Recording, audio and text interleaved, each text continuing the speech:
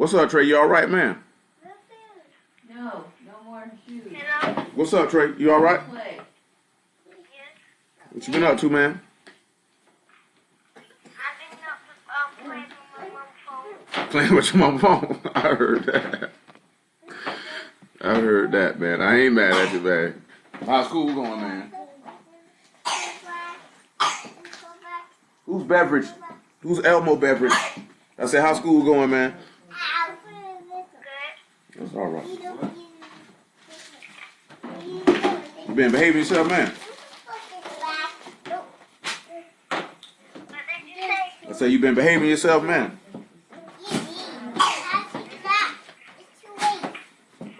That's good, man. Who's Elmo beverage? Who has Elmo in a beverage? Huh? Hello? Yeah, I hear you, Trey.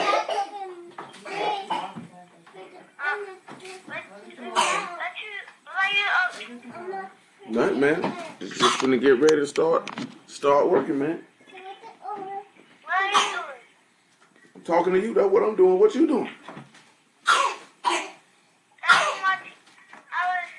am listening to this time that beat. Okay. But my mom was drawing. Okay. You having help on your mama with drawing? You like to draw, Trey? No, not too much. Not too much. I heard that. One time I was in the video with her drawing. Oh, you was in the video drawing? You like being in the video, man? I didn't even get to finish the picture, but I like it. Mm-hmm. That was the last part Yeah. I got to do. Okay. All right, man. You gonna put your mom back on the phone, man. You behave yourself. You hear me?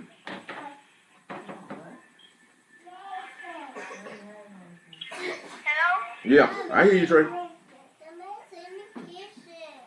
You hear me, Trey? Can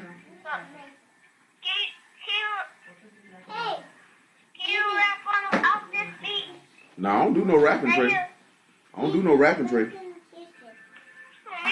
Nah, I don't rap, Trey. I don't do no rapping. I don't do that. That's not what I do. I don't do that. You can hear it. Yeah, I can hear it. Leah. Get that cup. I don't know who Elmo. Yeah, I hear it. I don't know who cup that is. Oh. It's my mom's beat. That's your I mama don't beat? know how she got that beat. She made that beat.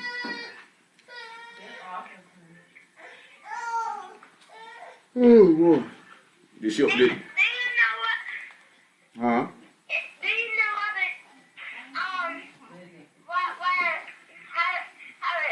how God made everything and devil got returned back? Oh, well, Satan just was being prideful.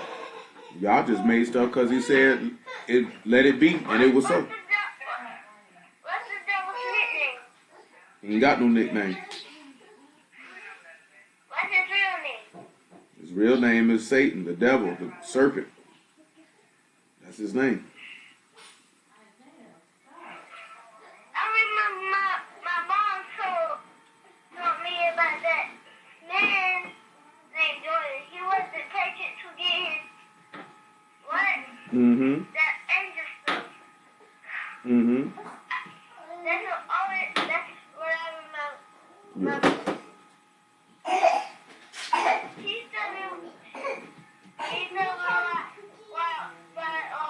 told me why people is lying about God. Why they lying? Why some people is lying about God. Why they lying about him? I can't tell you why they lying about him. But you know what I'm talking about. You know why people is lying about.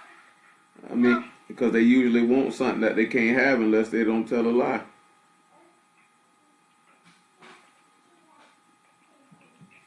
Why did the people who knew his name had changed his name to God in the Son of Jesus?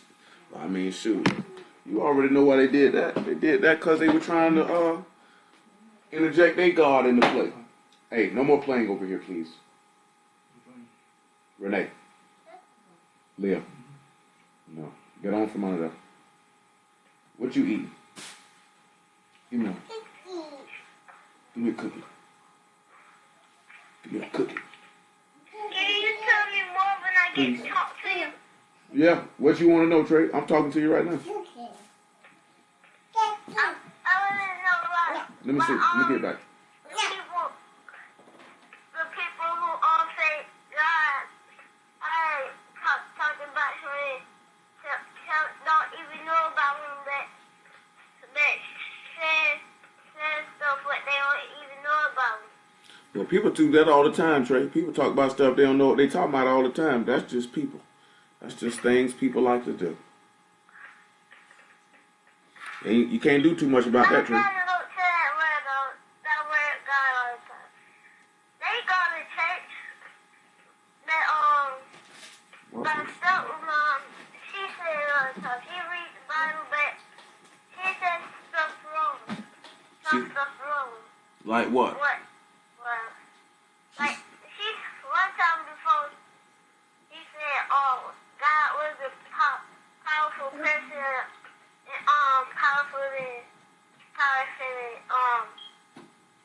the devil was powerful than God.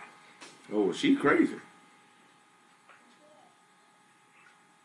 People say some crazy stuff all the time, Trey. People tell lies all the time. Ain't too much you can do about that, though. People gonna do what they do. You just gotta know the truth so you don't get persuaded by people who tell lies, because people gonna tell lies every day. There's a person in here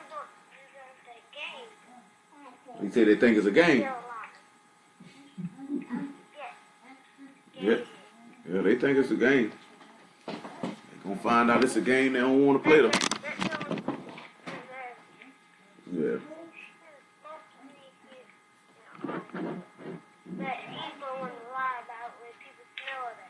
Yeah. I hear you, man. We finna get ready to crank on up, Trey. You hear me? So you put your mom back on the phone. Sit down. You just gonna come over here and fart? You're just gonna walk over here and just break wind right by me? Not even gonna say excuse me? You're not gonna say excuse me? Hello? I hear you, Trey. So you're just gonna keep on spinning in a circle right after you just placed your flagellants upon me. Thanks a lot. Hello? I hear you, Trey. I hear you, Trey. Why does people go to church? Because that's what they always done. That's what they told them to do, so that's what they do. If nobody ever told them to go to church on Sunday, they probably wouldn't. One of my friends never went to church before. But I didn't meet him. Say what, Trey? That was when I was in kindergarten and first. Okay. Name was Caleb. Name was who? Caleb. Okay. Trey, you hear me, Trey? Yes. Don't say tell your phone to your mama, because we finna get ready to roll, Trey. We finna start. Okay. You behave yourself, you hear me? She said you been doing good, man. That's a good thing, man. I'm proud of you, man. Okay. All right. Bye-bye. Here, Mom. Kira, Huh? Trey said them boys around there telling lies. What you say? Trey said you got people around there telling lies. Trey said you better stop them people from telling them lies. I don't know that jump to his stepmom. He never told me that. Oh, you ain't know nothing about that, huh? Be careful. You know Well, you know Trey ain't no fool. Trey said you won't come around here and tell me that and I go for it. Say you won't tell me an apple or orange and I buy it. I ain't mad at it. But yo, you know the people that's already on the stream, we appreciate you, right? But it was funny, man. I was looking at there's this girl on my page. Everybody, these dudes been going ham. This junk is funny to me. You know what I'm saying? It's really, really funny to me. I guess she got a crush on Brother Polite. You know what I'm saying? She been posting about it. You know what I mean? All these Hebrew dudes. They jumping on her status, you know what I'm saying? Like, what are you doing? This, that, then the third. At the first, I thought Lil Baby was just playing and joking because she wasn't saying nothing back to these people. You know what I'm saying? But you know what I'm saying? But Lil Baby dead serious. So one of these women say she probably is attracted to Brother Polite because she said the Hebrew brothers are over righteous. So I asked her what that meant. You know what I mean? As far as her perspective was concerned about what she meant by that. I've seen others who state what they mean by that, but I just wanted to see what her perspective was or what she meant by it. She didn't respond. The sister who's posted was dropped the verse, which I'm familiar with. The verse is Ecclesiastes 7:16. And it says, be not righteous over much, neither make thyself over wise. Why should thou destroy thyself? And that's what a lot of brothers like to post. When somebody be going hard for the word on particular topics. You know what I'm saying? So I asked her when she said over righteous, did she mean dudes who talk but don't do? Or dudes who stand? Because I know a lot of brews say somebody's over righteous if they condemn something, a behavior, not necessarily them. I think sometimes people be feeling condemned because they're actually participating in the behavior, when actually you're just condemning the behavior and not the person. You know what I'm saying? Because you tell somebody, hey man, you're going to go to hell if you do this. This is the judgment of what necessitates, according to the word Elohim, what you should receive for a particular behavior. You know what I'm saying? Sometimes people don't like to hear that, especially if it's a behavior that they like to indulge in. Hold on. Hello? Hello? So when it's a behavior that they like to indulge in, they don't necessarily want to hear that. She asked a dude, say, you around here lusting after polite.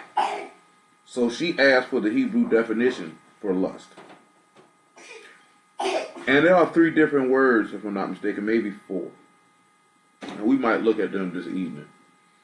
Because we know that, when we most of the time when we hear the word lust, you're going to automatically always equate it to sexual desire. But even just in English, lust doesn't always necessarily mean sexual desire. You know what I'm saying? But like I say, it's very interesting. There were a few different Hebrew words for lust. And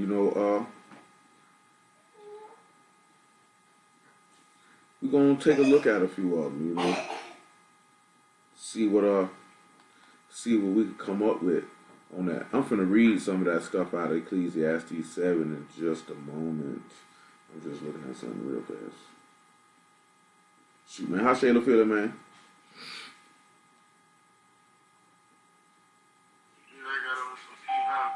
All right.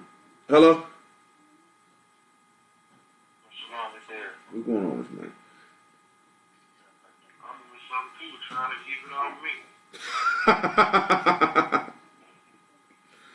Oh, they say you think it's got diseases. They say that flu popping in Georgia and somewhere else, man. They say that thing floating. They say it's probably going to float down here. I just literally seen that on the news. And people scared about that. They scared of the flu. I know. I already know they were scared of the flu when they ain't call it the flu. They called it influenza. They called it by its whole name. You know it's a problem when they call it by their whole name. Yeah, I thought that was fine. Let me pull this chapter though. And we probably touch on a little bit of that there, and also Most High will and continue on what we was looking at in Judges chapter 8 about resembling the son of a king. There was another thing I said I was going to mention, but I'll save that for on tomorrow. Yahuwah be merciful and spare our lives, because it really is going to coincide with that Proverbs that I told y'all about. We'll get to the Ezekiel 29 reading when we get to it. I just want y'all to go ahead and read it. It's still some stuff at the bottom of that chapter that needs to be deciphered. Historically, I want to do, really be honest with you. Before we start dealing with it, then still got to get Job 7 in here one of these days.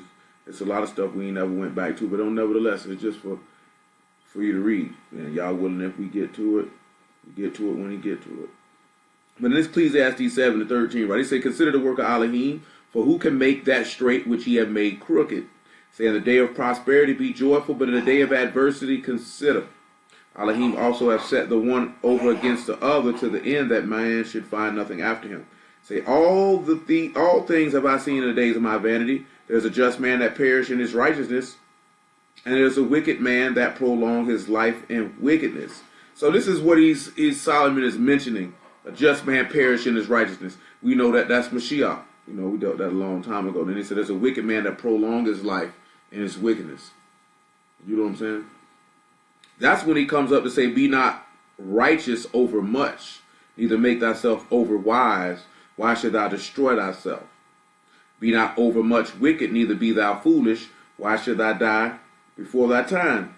It is good that thou should take hold of this. Yea, also from this withdraw not thy hand, for he that fear Elohim shall come forth of them all. So this man just said it's good that you should take hold of these two things that he said. And don't take your hand. Don't withdraw what he's saying from your hand.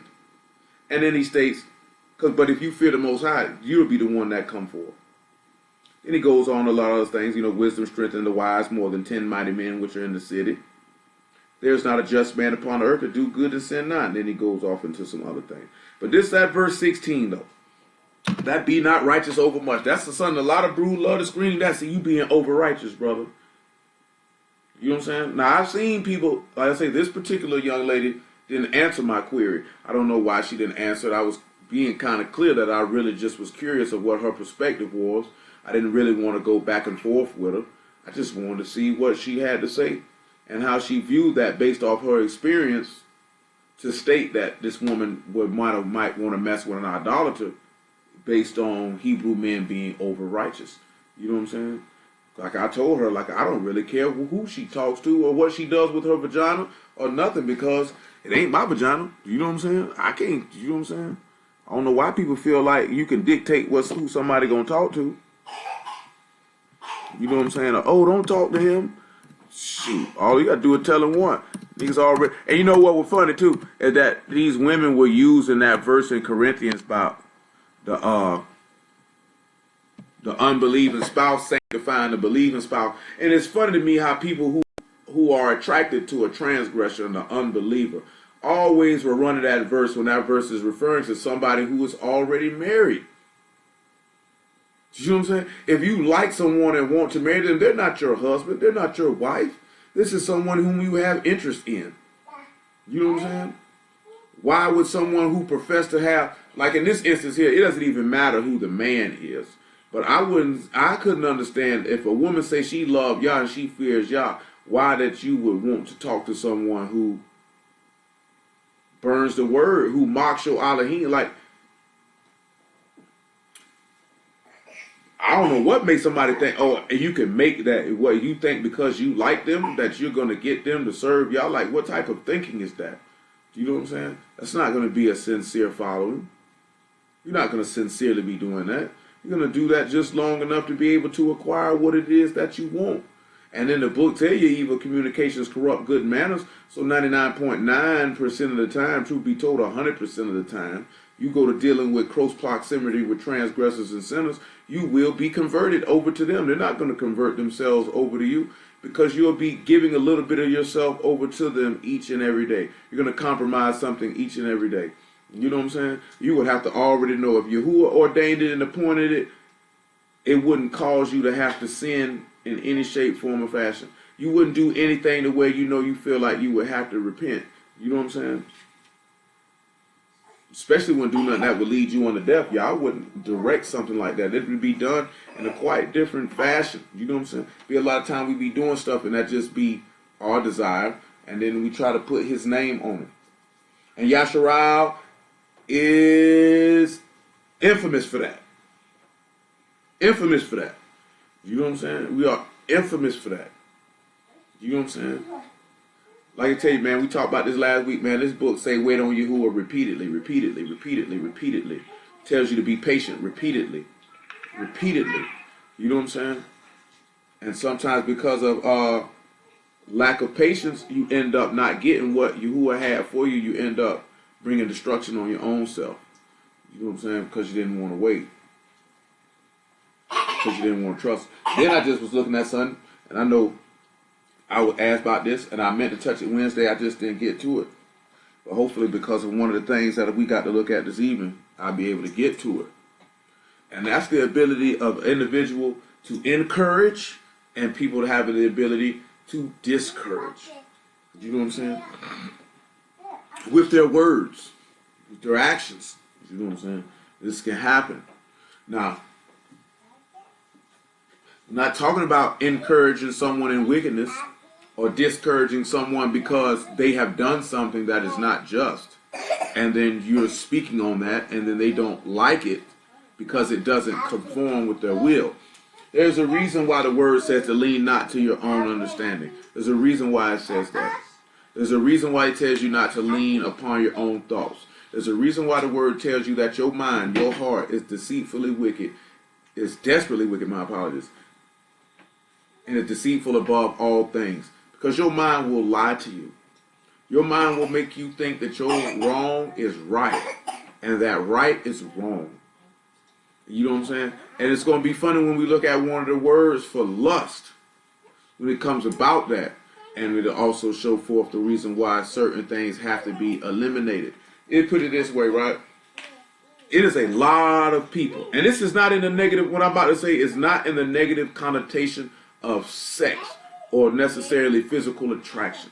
Because, of course, if you like somebody, there has to be some sort of physical attraction in there somewhere. You have to find them physically appealing somewhere. Ain't nobody just going to be with somebody who they don't have any inkling of physical attraction to. That's just not going to happen. You know what I'm saying? And there's nothing wrong with that. Don't let nobody tell you that that's shallow or in the case. Now, it's shallow when you state they got to look like this or look like this or look like that, or I won't talk to somebody unless they look like this. But there has to be something that calls you to say, hey, I like the way that they look. And that's different for everybody.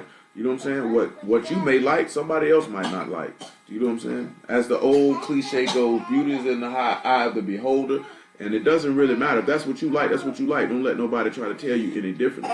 But what comes about is that most people have only a real connection with people on a physical level or maybe even just a mental level. But very few people will actually connect with someone spiritually, where that spiritually they actually agree and meet in the same place at the same time.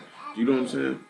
And that's why that's odd that someone who would profess to say that they love Yahuwah would want to connect spiritually, so they say, with someone who does not believe in that, who actually believes in God, who actually committed autofellatio. You know what I'm saying? And among other abominations that those gods had. So there's no way that you could have. See, you have people, if you're not dealing on a spiritual level, you have a lot of people who have a mental connection and maybe even an emotional connection that has nothing to do with any physical contact. And those things are good to have an emotional and mental connection with somebody, but very few people. And it's very much important as far as dealing with the word. This is one of the reasons why your Elohim told you not to deal with the other nations and give your children to them. You know what I'm saying? Because there would be no way that you could have a spiritual connection with them, because they serve gods of wood and stone, which cannot see and which cannot hear, and which have no ability to save. So how could you ever meet in any connection with them? Because you will never be on the same page. This is why he told you not to be unequally yoked. And like I told you, he got upset with me saying, why do black people call other black people their people when they don't walk in the word? You know what I'm saying? Even though we have instances in this book of this very thing of which he speaks. You know what I'm saying? And he even went as far as saying, hey, I don't have any family, this, that, and the third. And y'all know how I feel about that. Like, I'm not going to tell nobody you can't talk to your people. You know what I'm saying? I don't have no authority or no basis to tell nobody no stuff like that. You don't even see that in the word. What he told you is that these people do certain things to set yourself away from them because they could corrupt you. You know what I'm saying? That's what he told you. He also told you, when he told you that you got to hate your father and your mother, we all know what that means. You can't allow it because this is in the law. You're not going to put someone above the word. You're not going to let your love for them supersede the word, which we see numerous people in this book did.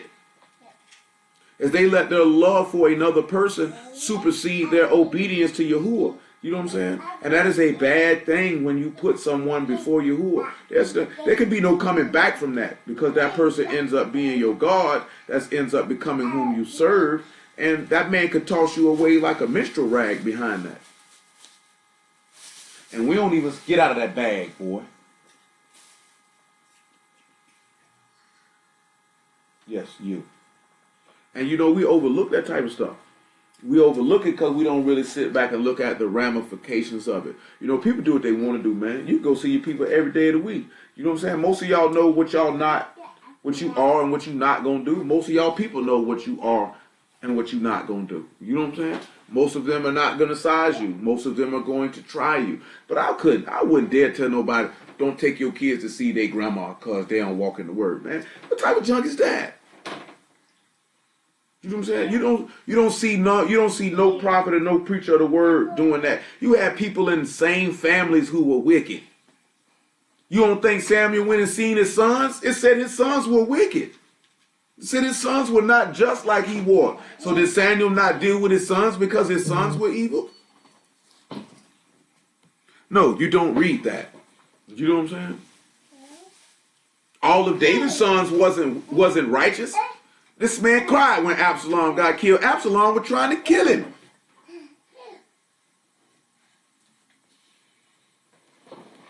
You know what I'm saying? So,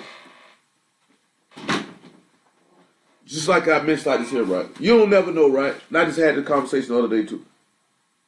You can be around your people because you could be a light unto them by your conduct and your behavior. Not necessarily dropping the word on them, but just living it. And if they latch onto it, they latch onto it. And if they don't, they don't.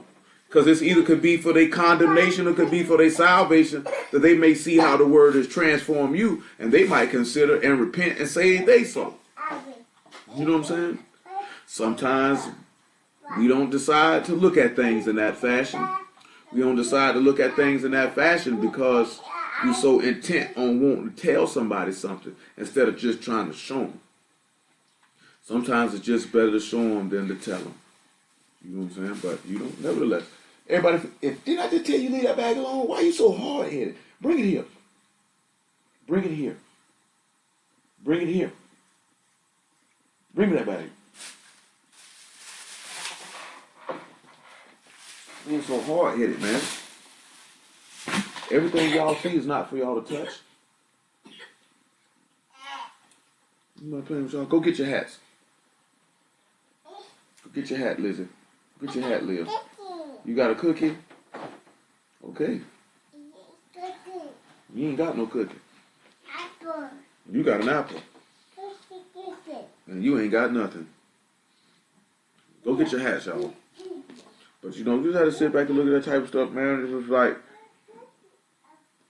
even when, you know, when you're dealing with people when it comes to word, you want to try to have that, even that, hey, it's just a connection spiritually with people. Sometimes people have connection spiritually with people and it's not a good thing. Sometimes it's a bad thing. You know what I'm saying? Sometimes it's a bad thing. You just have to sit back and think about it. And then you have to sit back and look at, just like the word say, you know, time and chance happens to them all. You know, things happen at the, you know, like y'all say, it's a time for everything. It's a season and time for everything. There'll be a season and time for you to reap your rewards for righteousness, and there's a season and time to reap rewards for iniquity. You know what I'm saying? But you have to guard your heart out here. You know, the word tell you that. You're going to have to guard it. Say, guard your heart, for the issues of life issue forth from it. So you have to guard your mind. You have to gird yourself up. You have to be strong, because it's real out here. It's real out here. What's going on with you, man? All right. It's real out here, though. It's dead real out here. You know what I'm saying? So,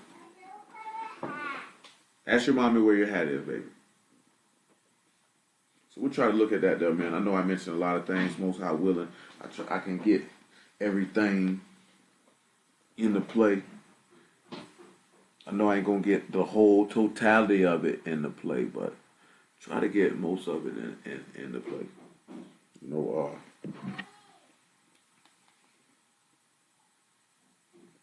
it's crazy out here, man. The stuff.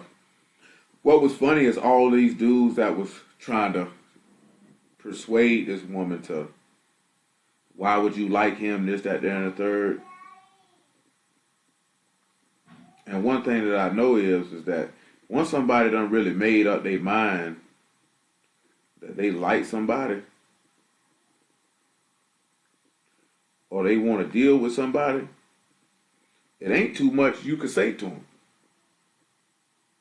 You know what I'm saying? It ain't really much you can say to them. They'll have to see it for themselves. They definitely gonna have to see it for themselves. And if they don't see it for themselves, they're gonna have to find out the hard way. Hello? Okay.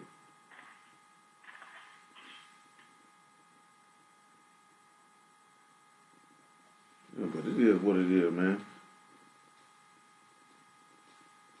And you know what's funny too, right? It'd be you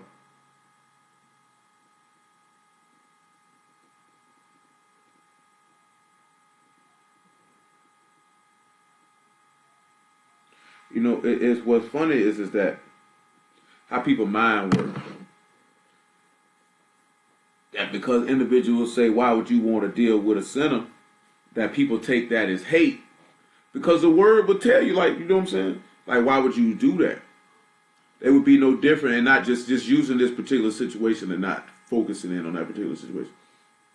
That's no different than when the prophets came and warned the people what they were doing wasn't right.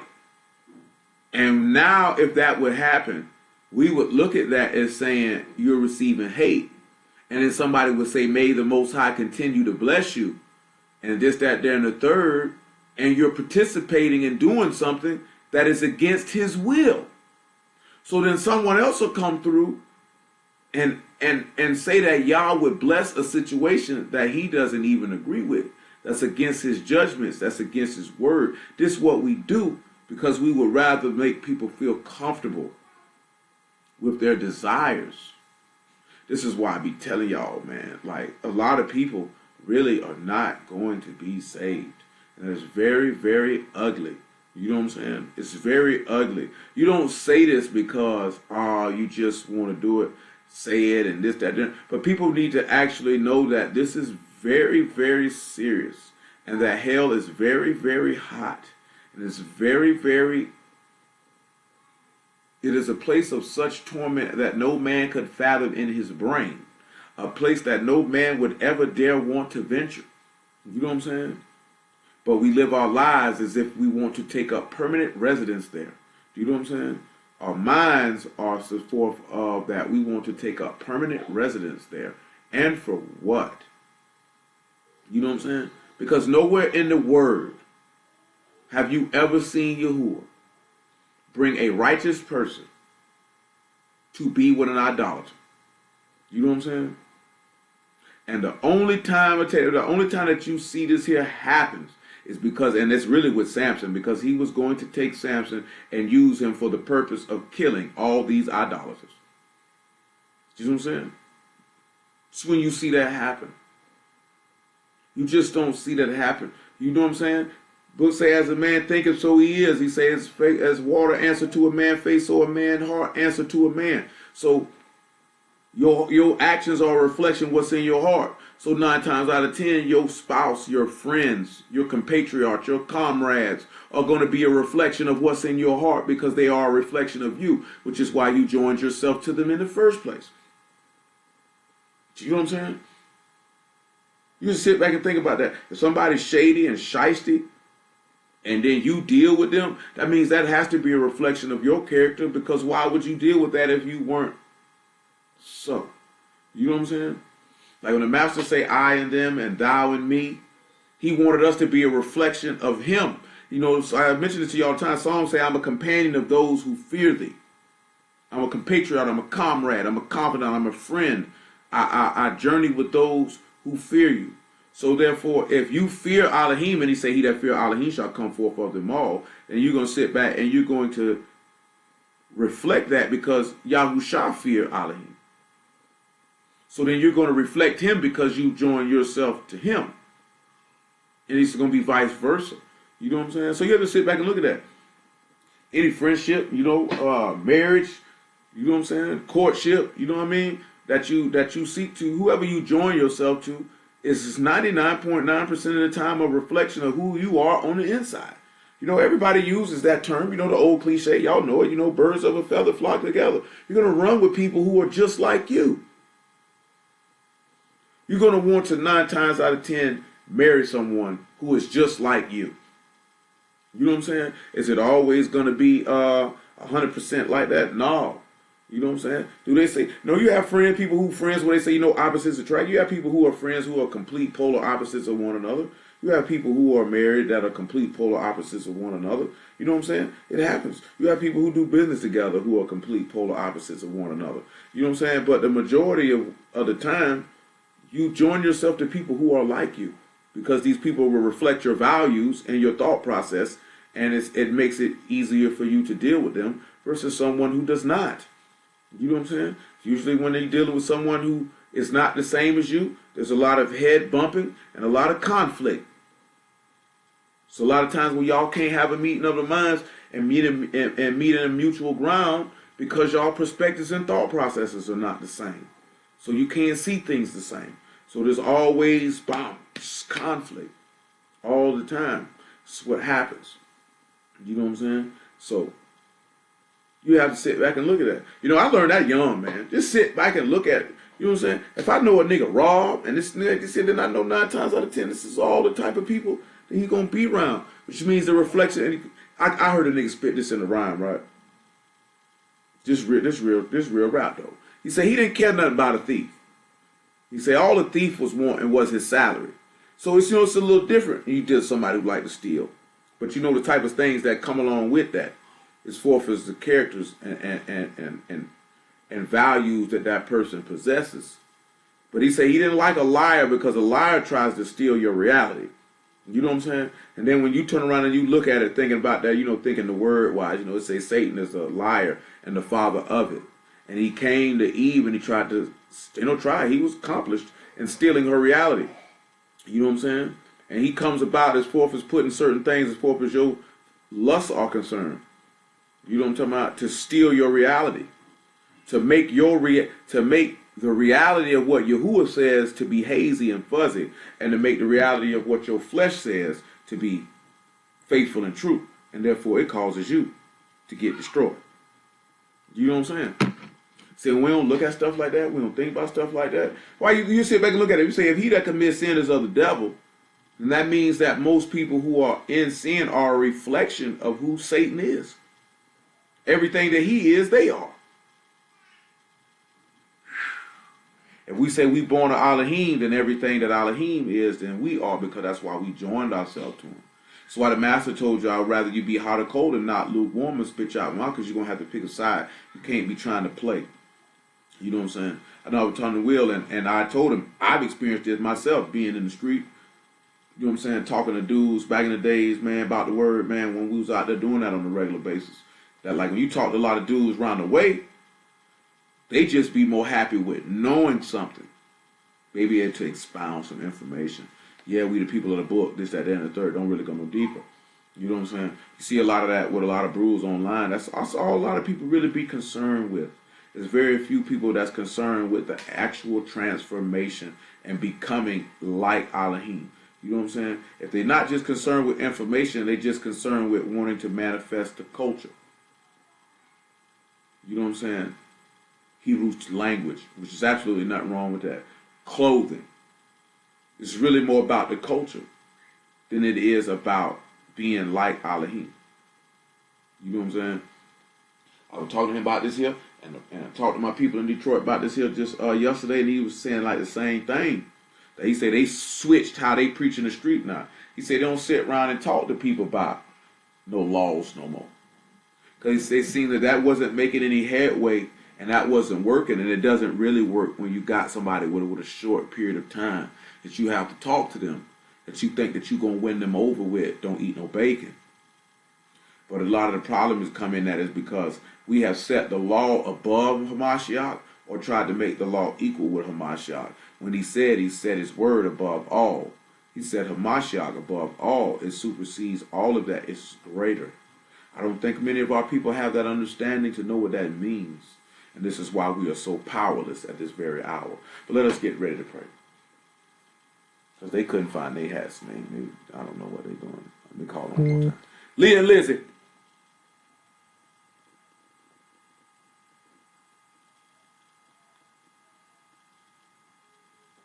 They're not coming. Let us pray. Righteous Father Yahuwah, we thank you for that Kadesh Shabbat. Thank you for an opportunity to rest in our word, that we might learn through that Shabbat to cease from our own works like you did from yours, that we might find rest into that quiet place. New Jerusalem, the city of salvation, which you have promised to all those who love thee, all those who are called by the name of Yasharal, to the Yahudim first, and also to the heathen, those that serve thee in Ruach and in truth.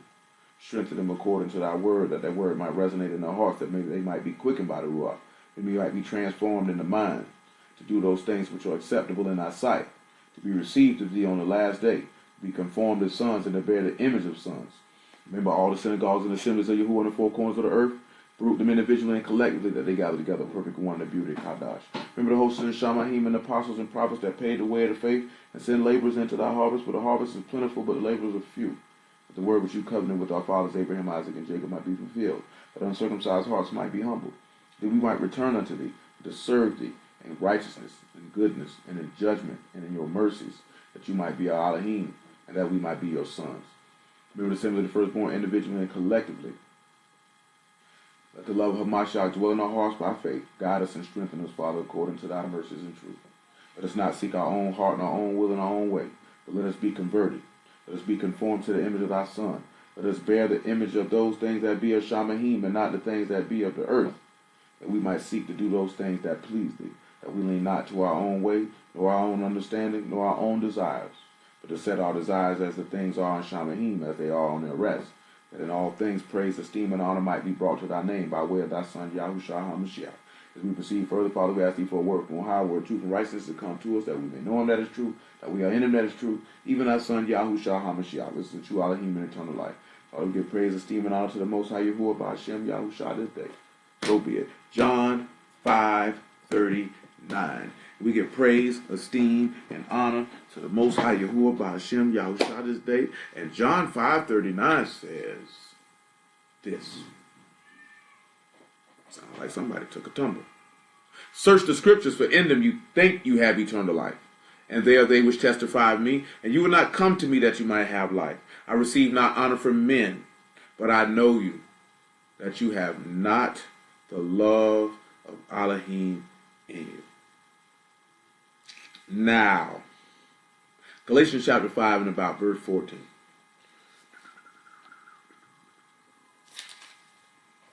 Galatians 5 and 14.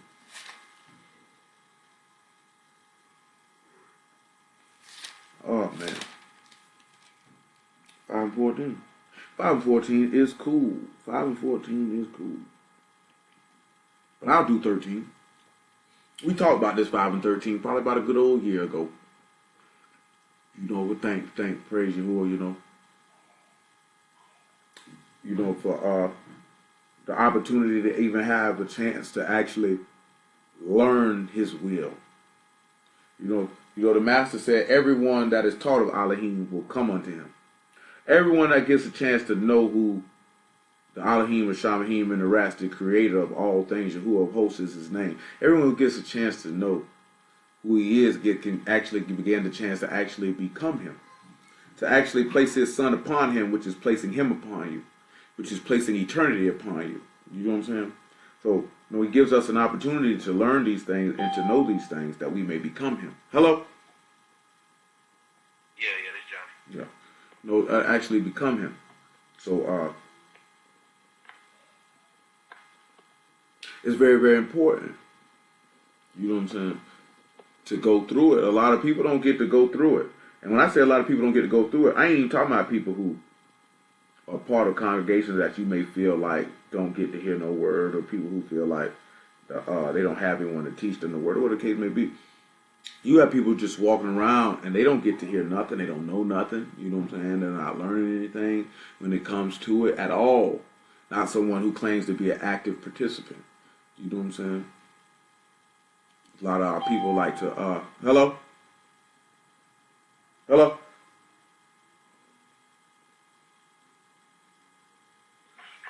Yeah, this thing. A lot of our people like to cast aspersions upon Christians for what they may not know, when there's a lot of Hebrews don't know just as much as those people don't know. You know what I'm saying? So it comes down to taking what you know and encapsulating it. Remember what we looked at in Psalms a while back, man? We mentioned, say he desires truth, he desires faith in the inward parts. This faith should be an outward manifestation of everything that he is. And that faith should kill a lot of different things. Galatians 5:13 says this, for brethren, you have been called unto freedom. Only use not freedom for an occasion to the flesh, but by love serve one another. He says you have been called unto freedom. Hold this and let's go back to John chapter 8, just on general principle. Don't come over here playing, Leah. Conrad, you just came to get your binky? Okay then. Very well then, sir. John 8:28 though. Matter of fact, I'm going to just work it all the way down. So just bear with me and look at 21. Because he says you've been called unto freedom. Sit down, Conrad. Thank you, sir. Did you give him some? Give him some. That boy there, goodness grief. Say thank you. Give it back to her, man. Give it back, Conrad.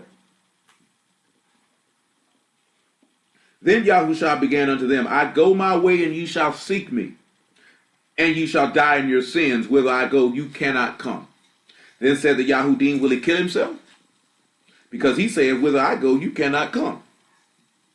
And he saith unto them, ye are from beneath, and I am from above. You are of this world, and I am not of this world. So this is one of the key things. And just bear with me, because this is going to correlate to something you are willing later on down the line. He told these people that he was from above and that they were from the earth.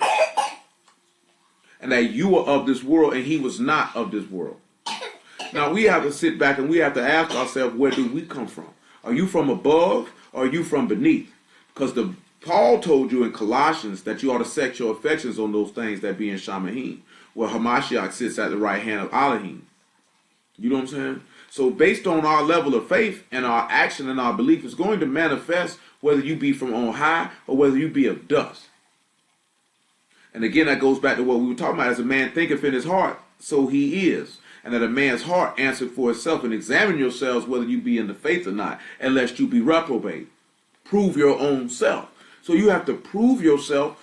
What are you from? Are you from Shamahim? Or are you from Arax? Are you of Hamashiach? Or are you of Satan?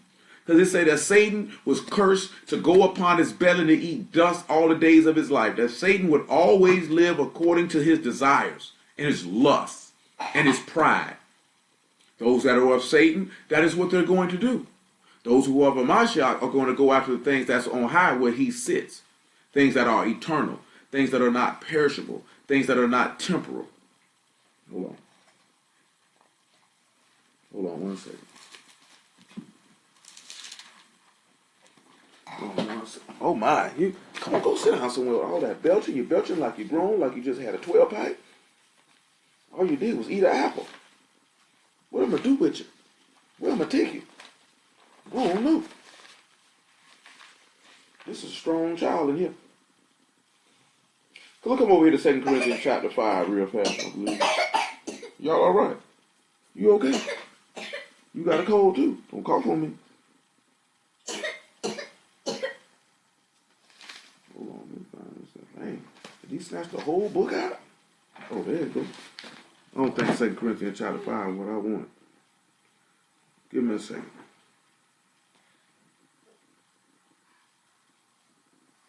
It's actually chapter 4 is what I want. 2 Corinthians 4. We're still holding John chapter 8 and Galatians 5 though. 4 and about 18, right? It's 4 and 18. Thank you. I appreciate that. I don't know what I'm going to do with it, but I appreciate it. It says, while we look not at things which are seen, but at the things which are not seen. For the things which are seen are temporal, but the things which are not seen are eternal. Now, why would that be important? When we say we look at the things which are we look at not those things that are seen. Let's look at Hebrews 11 real fast. I know I mentioned that one there, but we got to do that. 11 and 1. It say, now faith is the substance of things hoped for, the evidence of things not seen. For by it the elders obtained a good report. Through faith we understand the worlds were framed by the word of Elohim, so the things which are seen were not made of things which do appear. So you sit back and look at it, right? It says Elohim is a ruach. You come back to John chapter 8. John chapter 4, the master said that Elohim is a ruach, and no man has seen the Father at any time. Neither have they beheld his shape, but yet you see his works. And that the things that were made, that you see, were made by something that you do not see.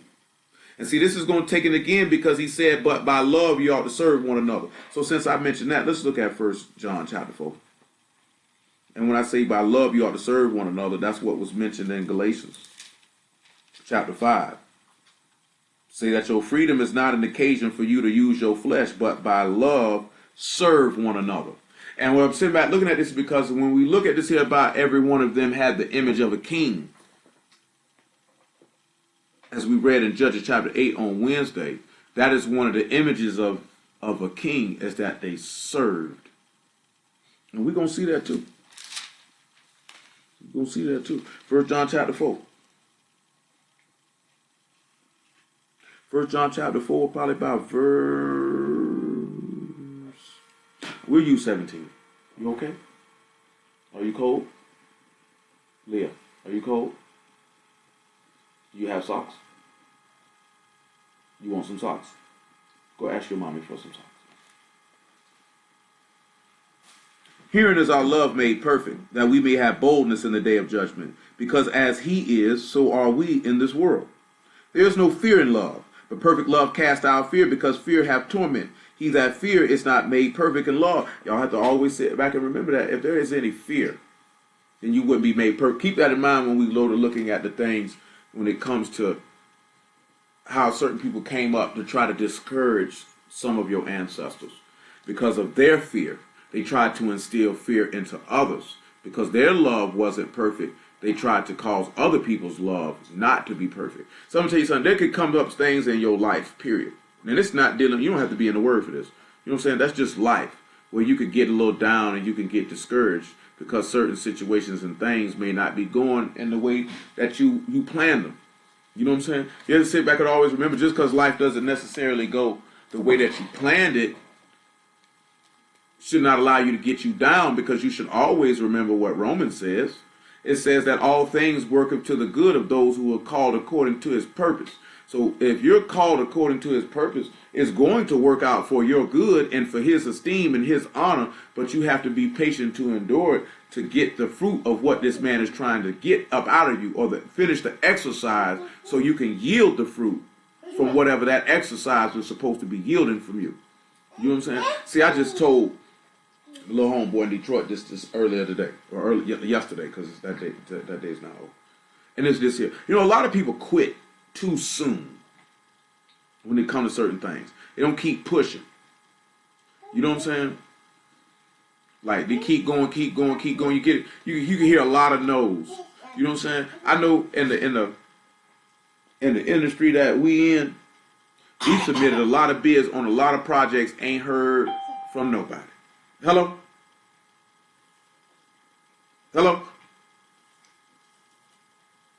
Like, you know what I'm saying? And not hearing from them, honestly, is a no. You know what I'm saying? We done called people up and they done, nah, we got somebody already. Done popped up on certain sites and they were like, nah, we straight. But you have to keep going. See, you just sit back and look at it. You can run into a lot of walls and a lot of no's. But what separates the greats from the mediocre and from the losers is that they keep going past the roadblocks and the no's. You know what I'm saying? So when you look at you dealing with the word, there'll be a lot of affliction, a lot of sufferings, and what's going to separate the sons of Elohim from the sons of Satan is those who endure. You know what I'm saying? Remember what the Apostle James told you. We count them Baruch. We count them blessed who endure. He say, take an example of the prophets. He say, look at the end of Job and how that Yahuwah is full of mercy. So you have to keep going. You know what I'm saying? You just can't allow life or situation and circumstances to discourage you. But people will come and try to do it. And people who come and try to do it are evil. You know what I'm saying? That's word or no word. They are evil. You know what I'm saying? Somebody coming up, man, and they seeing you trying to do something, and they see that thing, and they say certain things. And they say certain things to try to discourage you. That's someone you want to get from around you. You know what I'm saying? I mean, you got no time for that type of stuff. 1 John chapter 4, verse 8, what it is, 19. Matter of fact, since I said all of that about that discouraging, we know we holding John chapter 8, and we holding Galatians chapter 5, and put your thumb on 1 John chapter 4, and just swing on around here to Numbers 32. I'll go ahead and deal with that now instead of waiting. I'm just going to deal with it now. Sit down, Liv. Sit down, Conrad. And Renee is already sitting down. Are you eating an apple? Do you like that apple? Can I have some of that apple? Would you share that apple with me? I like apple. I guess you would not share that apple with me. I thought you were my friend. Clearly you are not.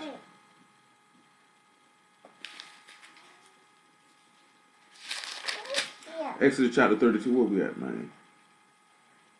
Verse 4. I mean, not Exodus 32, I'm sorry. Numbers 32 and 4. My apologies. Numbers chapter 32 and verse 4.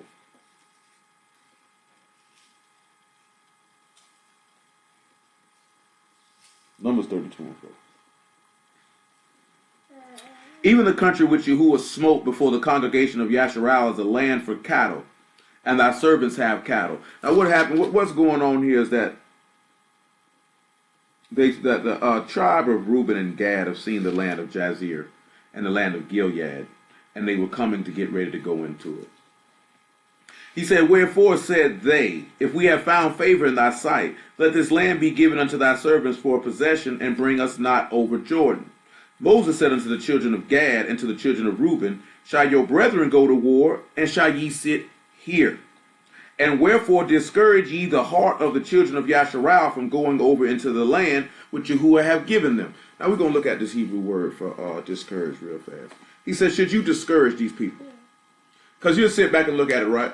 All the tribes knowing that they're going to have to go over into this land and fight. And you're going to see two tribes that say, you know what, we'd rather just stop right here because we got all this cattle, and this plot got cattle, plenty room for cattle. We won't go over and fight then. And in the midst of that, when the people see this actual action, you know, it'll cause them to see that maybe these people are scared. And because they're scared, they're not going to want to go.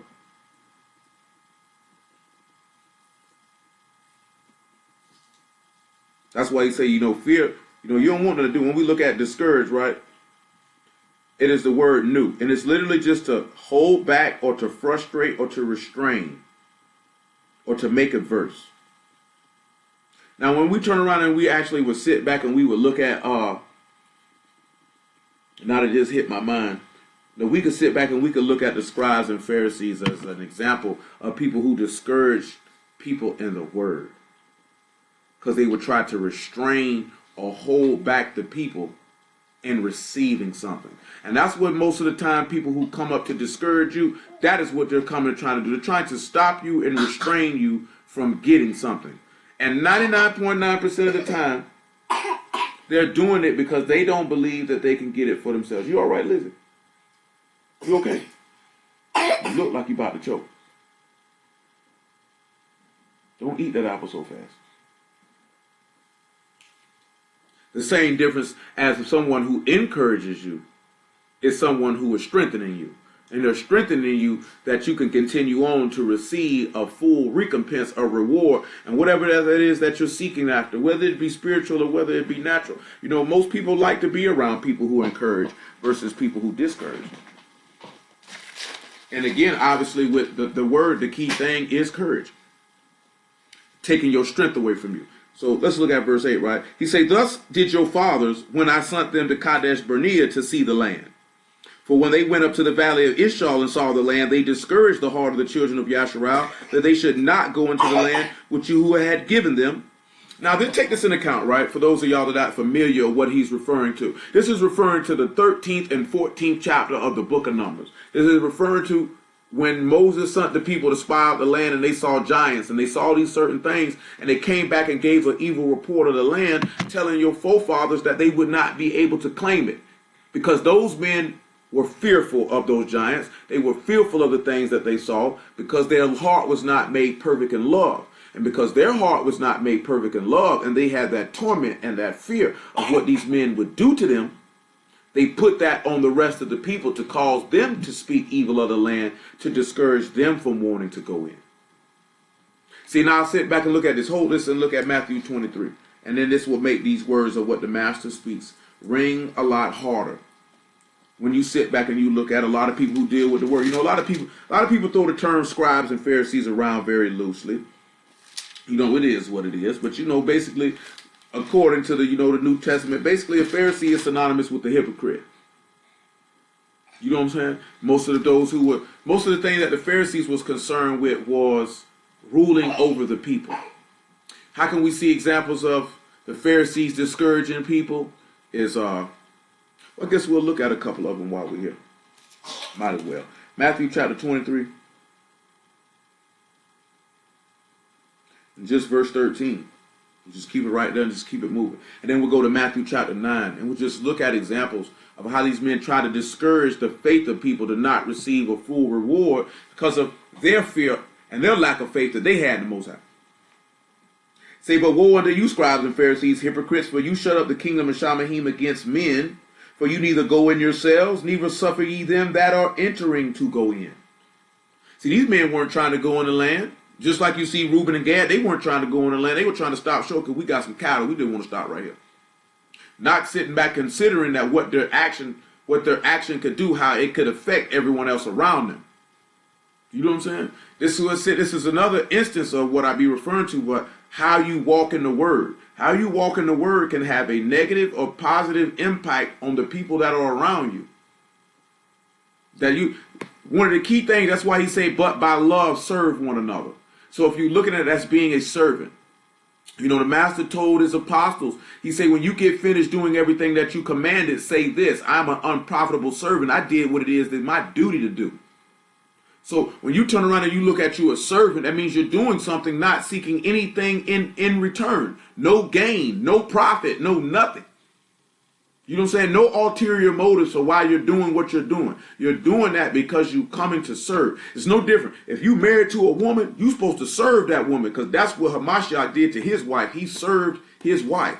So that means you're supposed to do things for your wife, not seeking nothing in return because it's your duty to serve her. You know what I'm saying? If you're preaching the word, then you're supposed to serve the people the word, seeking nothing in return, because that's your duty to serve them.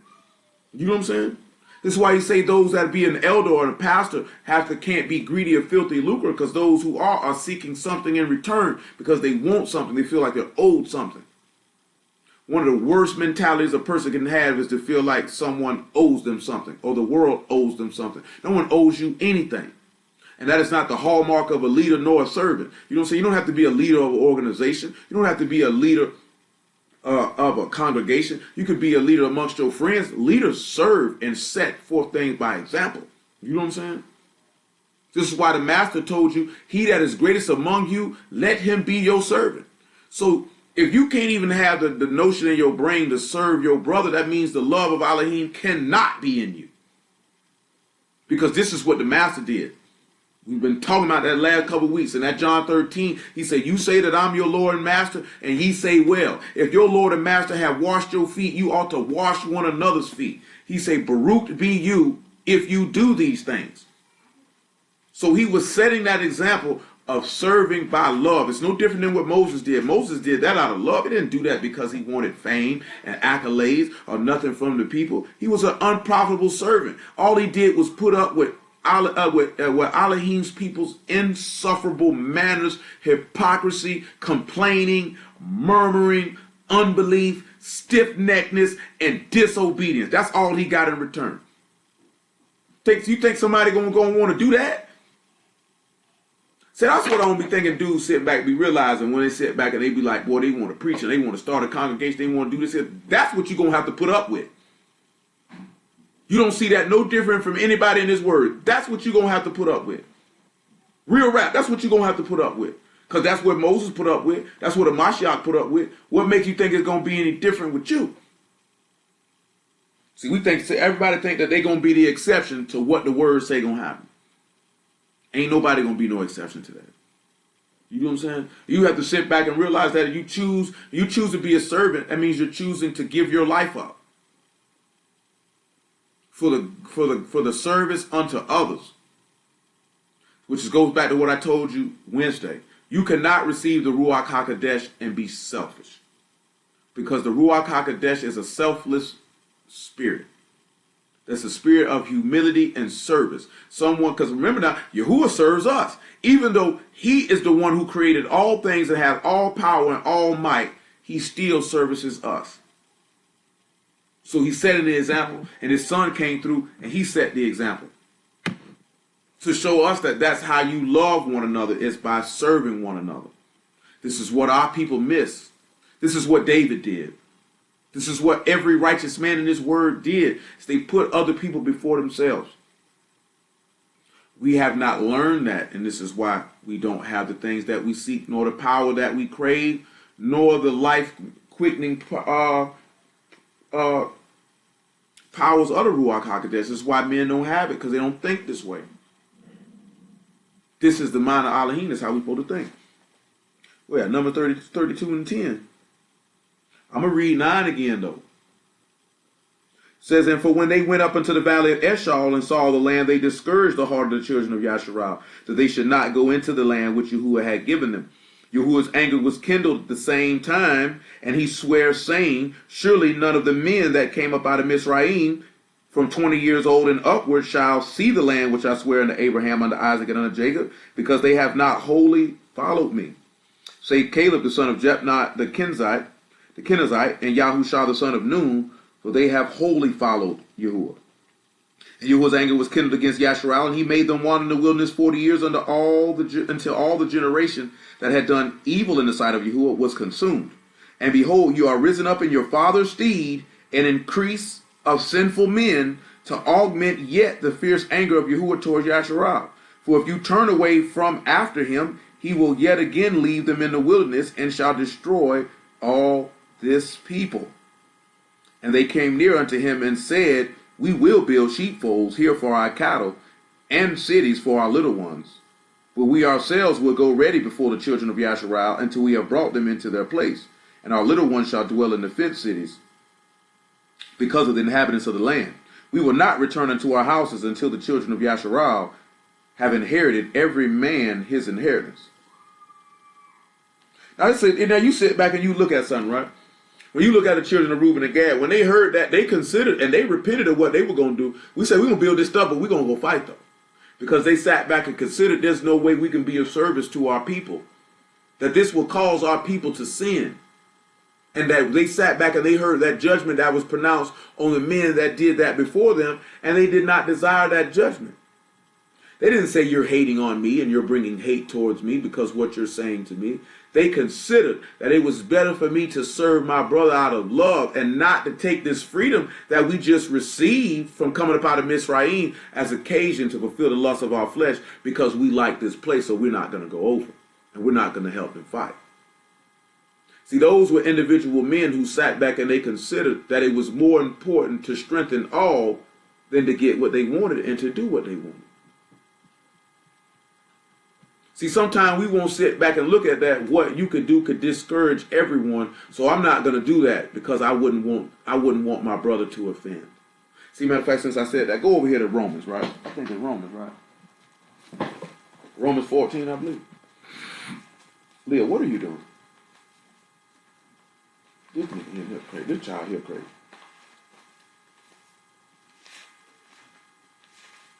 That is one crazy baby. Is Romans 14 I want?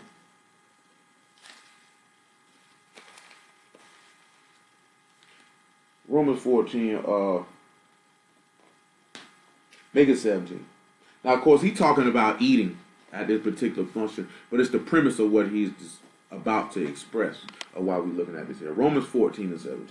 He say, for the kingdom of Elohim is not meat and drink, but righteousness and shalom and joy in the Ruach HaKodesh. That's what we have to sit back and realize, right?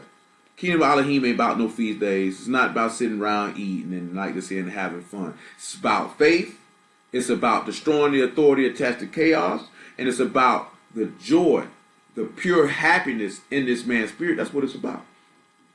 He say, for he that in these things serve Mashiach is acceptable to Elohim and approved of men.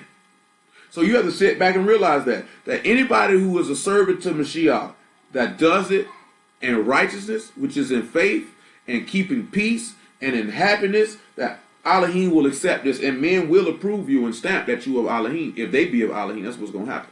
We don't have the time to go through that this evening, but y'all we'll revisit that.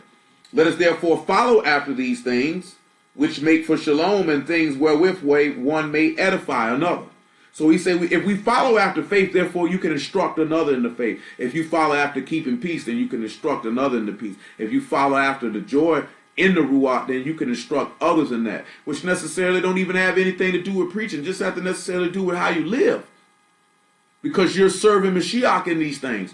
And serving Mashiach is being a minister that's not always referred to preaching.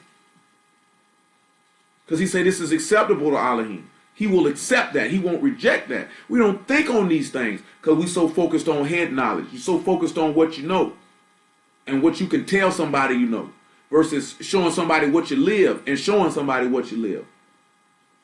And that can instruct them all the same. It's funny how we don't sit back and consider the word that your lifestyle is the greatest lesson that anyone will ever receive. Ever receive. You know what I'm saying? The greatest thing anyone ever received. Because it can be taught by how you live and what's right.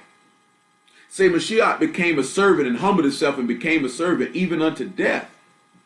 So we have to take that on. He say, by love, let us serve one another. He served us in love by laying his life down. We ought to consider that. We ought to consider that. And this is also going back to what we were talking about in Judges chapter 8, that every one of them had the resemblance of the children of a king. Or the resemblance of a child of a king is service. You know what I'm saying? You know the thing you really used to grind my gear. It still do. You know what I'm saying? But now, because of most of the people that I'm around who have children, I don't see that now. The one thing I always hated is a woman who put herself before her children. You know what I'm saying? Only because I watched my mom and my auntie and shoot pretty much all my friends' mamas, they didn't do that. You know what I'm saying? As a parent, there's no way in the world that you could put yourself before your children. That's not serving them. A parent's supposed to serve their children. You know what I'm saying? So how do you come before your child? How does your child's needs come secondary? And needs are not always pertaining to food, clothing, and shelter. Needs can be referring to nurturing. You know what I'm saying? Needs can be referring to affection. Needs can be referring to instruction and protection. You know what I'm saying? How you put what you need and what you want for your child, that means you're not a servant. How you going to be able to serve Mashiach? How you going to be able to serve Elohim and you can't even properly serve your children? Do you know what I'm saying? That's why our children be backwards and do all the stuff that they do because we're not serving them. You know what I'm saying? What are we doing for them? I say, how are we going to properly say that you're a husband? You're not serving your wife. How do you put yourself before your wife? How does your wife put herself before you? You know what I'm saying? When you're putting each other, when you're replacing yourself with them, then there becomes a service. You know, remember, right? He said, no, in the law, it say the elder shall serve the younger. Hamashiach said, I didn't come to be ministered unto. I came to minister. I didn't come to be served. I came to serve. This is the mind that this man had. This is the things that resemble those who are children of a king. You know what I'm saying? If you don't know what verse that I'm referring to, what I keep referencing that is in Judges. That is in Judges chapter 8. I want to say verse 15, just for those who may have not heard that Wednesday, why I keep referencing that back repeatedly. But that's Judges 8 and it's not 15. Judges 8 and 18. Then he said unto Zebah and Zalmunna, what manner of men were they whom you slew at Tabor? And they answered and said, as thou art, so were they. Each one resembled the children of a king. So if we want to sit back and look at it, he say the children that you slayed. And we know that we're supposed to be mortifying our members and dying with Hamashiach and being slayed or being killed with him. To resemble the sons of a king, the daughters of a king, then the thing that you would have to look at is service. Because that's what he did. You know what I'm saying? So when people sit back and look at us, that's why he say, if you be my disciples, love one another, which goes back to what we started with Paul in Galatians chapter 5, which means you would serve one another. See, most people only do stuff for people when they're looking for something in return, or they're looking to be seen and be like, look at me, look what I did. You know what I'm saying? That's what people be on. But if we don't sit back and say we love each other, then you would be willing to serve one another, which means that you wouldn't bear no grudge against your brother if you saw him doing something out of pocket, if you were aware of it. You know what I'm saying? Because I know some of y'all are aware of stuff that niggas be doing, and you don't say nothing to these niggas. And that ain't, there's no in the world that you love it. If a nigga get mad, they just get mad. You know what I'm saying? But if you are aware, all you got to do is let him know, boy, hey, boy, I love you, boy. That's kind of dumb. And it is what it is. I know that some of y'all are aware, and it's just kind of just living, just knowing, just being alive. I know that y'all are aware that niggas is doing stuff y'all don't respect, and you don't let a nigga know, boy, I don't respect that move you just made. That maybe they might consider. You know what I'm saying? That maybe you might consider, boy, I lost a little bit of respect for you off that move right there, sir. I lost a little bit of respect for you off that move right there, ma'am. I don't know what you were thinking about. I don't respect that at all. You know what I'm saying? There's nothing wrong with stating that. That's how you view that. If they get offended, they get offended. But that's what being a friend is, though. See, being a friend is not necessarily agreeing with every move that a person makes. That's being a yes man and a do boy. You know what I'm saying? You don't want nobody around you that's a do boy. That's just going to roll along with everything that you say because that's being down. That's not being down. That's being an enabler. You did not see Hamashiach. If you're going to resemble the son of a king, Hamashiach walked around letting the people know, I don't respect that what you did. He let them know he didn't, because he's seen it. You know what I'm saying? See, it's stuff like, okay, I can say something about something if somebody tell me about it, but I didn't see it or hear it with my own ears. So I can't actually give true witness to it. Because you know the book state that if you see something, that bring 2 or 3 witnesses to bear witness to it. You know what I'm saying? You always got to remember you can't bear true witness to something that you didn't see with your own 2 eyes or you didn't hear with your own ears. You can't actually bear true witness to it. You can only bear witness to what someone told you. But if you saw it, you can bear true witness to that. And if a nigga get mad, man, they just get mad. You know what I'm saying? They just gonna have to get over it. You know what I'm saying? It's gonna have to get over it. Stop. Leave her hair alone. Leah. Snow. Where we at, man? Romans 14, verse 20. He said, for meat destroy not the work of Elohim. All things indeed are pure, but it is evil for that man who eat with offense. See, this is what Moses was explaining to them. That you were going to cause your brothers to offend. And that was going to be evil for you stopping off in their land and saying, we ain't going to go over. We're going to build this right here. And they considered that. They considered that I could do this, but this could be damaging to my brother and discourage him. I'm not going to do that. See, a lot of us don't sit back and think about that type of stuff because you don't care. You know what I'm saying? Let me do what I want to do. I don't care who it affects. He said, it is good neither to eat flesh nor to drink wine nor anything whereby thy brother stumble or is offended or is made weak. Hast thou faith, have it to thyself before Elohim. Baruch is he that condemn not himself in that thing in which he allowed. That is exactly what you just seen in Numbers 32nd chapter. They were blessed because they didn't condemn themselves in the thing that they allowed. Because he just sat back, Moses just sat back and told them now, if you do this, he swore in his wrath, these people weren't going to get in his land because they did this. So them men ended up being brutal. They said, we're going to build some cities and stuff for our house, but we're going to go over and fight with our brothers, and we're not going to come back here until every man has inherited his inheritance. We're not coming back. See, they thought about that. They considered, I won't call my brother to offend. Therefore, they were blessed because they were not condemned in the thing that they allowed, because they could have went and did it. But they thought about someone other than themselves. You know, a lot of us don't sit back. We don't look at it that way. We don't consider it that way. Come on back to 1 John chapter 4. Still holding Romans chapter 8. Galatians chapter 5. It's just something to think about. I pray that made sense to you, exactly what was being imparted and how you could see how those things correlated with each other. As fourth is what he was discussing, and the fourth is what you see the sons of Reuben and Gad do.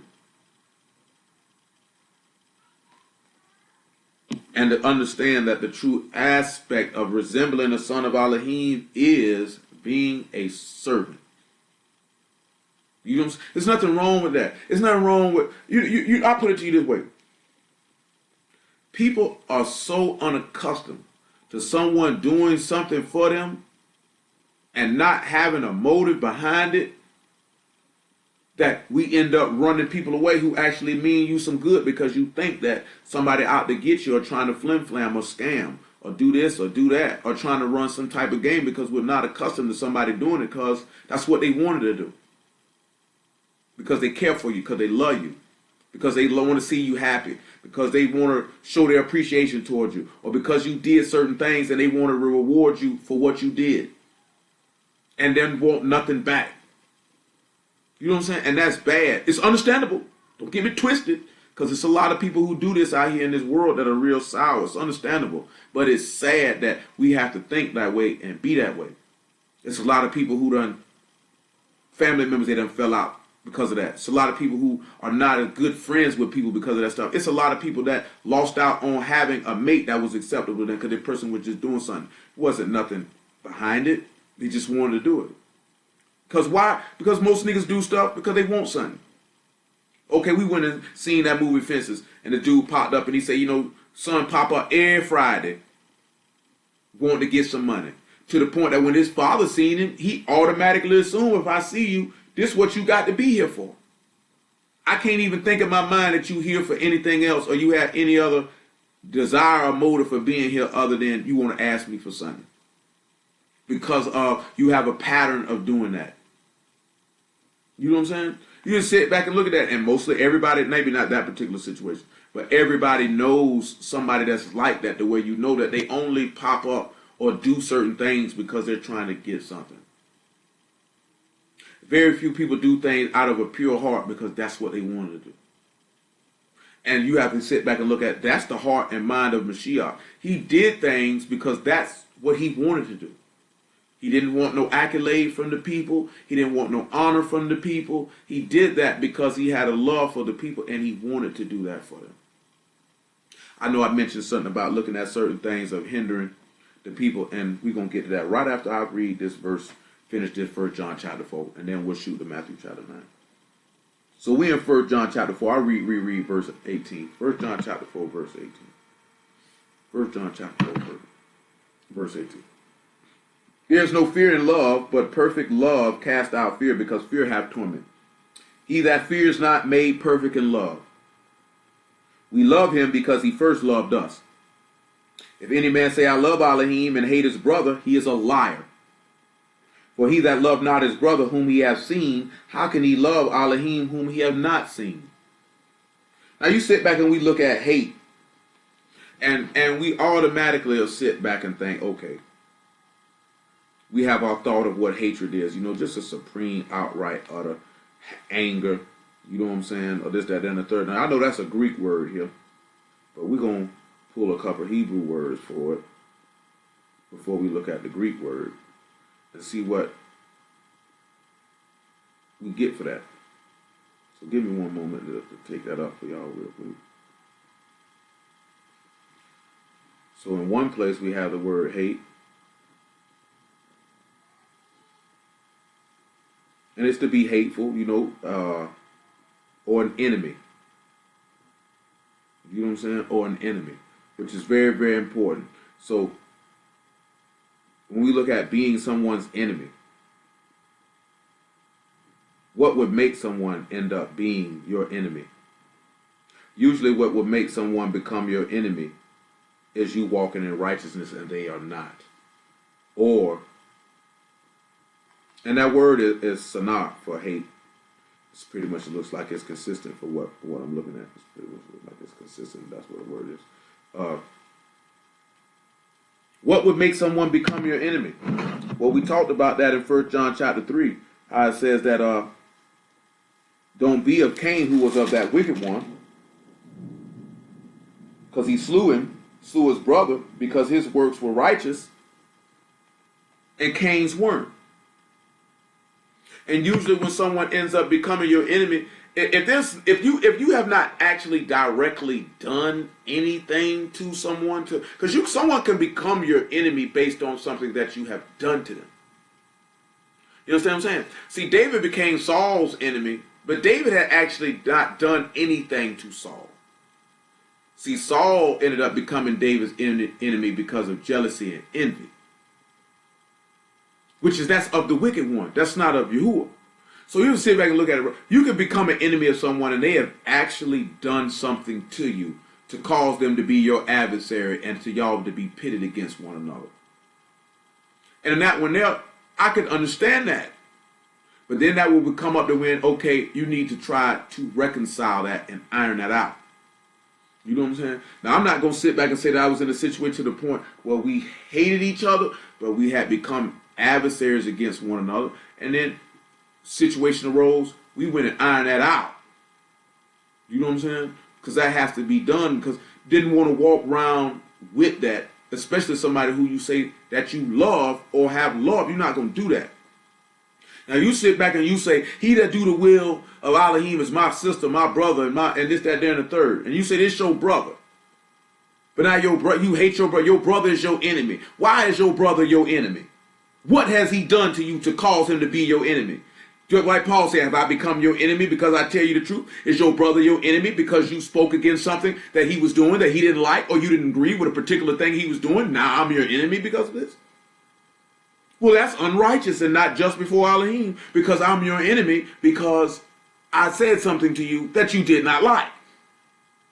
That's one truth, even without the word. That's grossly immature. You know what I'm saying? Growing up, I had friends tell me stuff that I didn't like all the time. It didn't mean that, oh, now I don't want to talk to you no more. I don't want to be friends with you. You know what I'm saying? I didn't necessarily agree with his perspective, but he has a right to his perspective. But on top of that, if this is a good friend, matter of fact, if this is a close friend, and he say something to me about something that I may do or are doing, then you know what I would do? I would actually weigh that and consider that, considering the source. If I know this is someone who cares and loves me, that means they're telling me something for my own benefit. For my own benefit. That it can actually benefit me, not just because they... See, that's how we know that... This is how I know most of y'all probably ain't never actually been taught how to be a friend or even had any real friends. Because real friends will tell you about yourself whether you get mad or not. And don't care. And if you any type of friend, you're not going to be offended because they told you something that you didn't want to hear, and now you don't want to be their friend no more. Now you want to distance yourself from this person because they didn't go along with your stupidity. Or because they didn't agree with a move you were going to make. That doesn't mean you can't do it. But as a friend, they'll let you know, hey, I don't know about that, bro. You know what I'm saying? This is how I see it. I wouldn't do it if I was you. Boom, boom, boom. Niggas get mad about that. Because all we really want our friends to do is agree with everything that we're doing. That's all we want our friends to do. That's what we think being a friend is. Being a friend is actually caring and loving someone and caring and loving them enough to tell them, you are being stupid right now. You see that wall? You about to crash into it. You better turn and go around and go the other way. But we don't want to do that. Because then that would cause people to be uncomfortable. And most of us don't want to make people uncomfortable because you're worried about being liked. You know what I'm saying? If you done had a time in your life where people didn't like you, then actually being liked is no longer a concern for you. I don't have a concern about being liked. I don't care. You know what I'm saying? I don't care if anybody likes me. It's not going to change the outlook of how I view myself and how I carry and conduct myself if people do not like me. You know what I'm telling you? So it'll cause you to say things that people don't want to hear. because you don't care if they don't like you after that. But when you have a care of not wanting to hurt people's feelings and be accepted, then you're not going to do that. Hamashiach did not care if he was liked or not. None of the prophets cared if they were liked or not. Some of them did, and that's why they were false. Because to preach the word, you will have to say things to people that they will not like. You will have to point out and give counsel to people that they may not like. You know what I'm saying? And that they will think that your counsel could be from all different types of vantage points and perspectives and reasonings and all this, that, there, and the third, only because this person is trying to rationalize in their mind or fulfilling their own will. Because you're going to preach the word, if you're going to deal with the word, then your judgment has to be unbiased and it has to be according to the word, not to your personal opinion and feelings of a situation. You know what I'm saying? You have to be able to do that.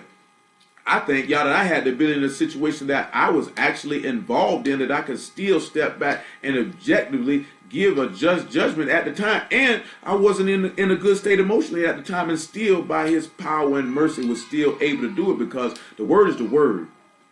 And I'm going to judge according to the word. I'm not going to judge how I feel. You know what I'm saying? How I feel is irrelevant. Because he said you don't judge for man, you judge for Elohim. The judgment is his. So if you judging for yourself, you just took the judgment from him. You bringing damnation on yourself. Because the judgment is his. There's no respect of persons in judgment. So you have to judge it accordingly, according to what the words say. Not according to how you feel, not according to what you want. You could want something, you don't give nobody no judgment according, because that's what you want, so you're going to tell them that. That's wicked. That's just flat out wrong and sour. But that's what we do. Where we at? First, let me finish this right here. 1 John chapter 4. We got to get out of this chapter. He's saying, this commandment we have from him, that he who love Elohim love his brother also. So we sit back and we saying that, how can we say that we all doing the will of Elohim, but everybody don't love each other, and everybody ain't serving each other, and everybody ain't riding for each other, everybody ain't telling each other what they need to hear when they need to hear it. Everybody ain't checking each other when they need to be checked. Ain't nowhere in the world you love Elohim, and ain't nowhere in the world you of Elohim, if this word be true. That's if this word be true. Now, if this word ain't true, then hey, that's possible. Matthew chapter 9. Let's sit back and look at how these men were around here hindering these people, discouraging people, before we come back to John chapter 8 and Galatians chapter 5. I might not even get into the whole complete framework of what I had to work in here, but praise be to Yahuwah. We went to go cook up some other work. He brought some better stuff. And he said we had some oil base. He brought some fish scale. 9-1. When that rain started, oh yeah, just so y'all know, if y'all don't know, I don't know when and I don't know where, but just know that your cousin, President Obama, is supposed to be in the city tomorrow, so be aware of that. So the traffic could be ugly, but they didn't say where he was going to be and when he was going to be there.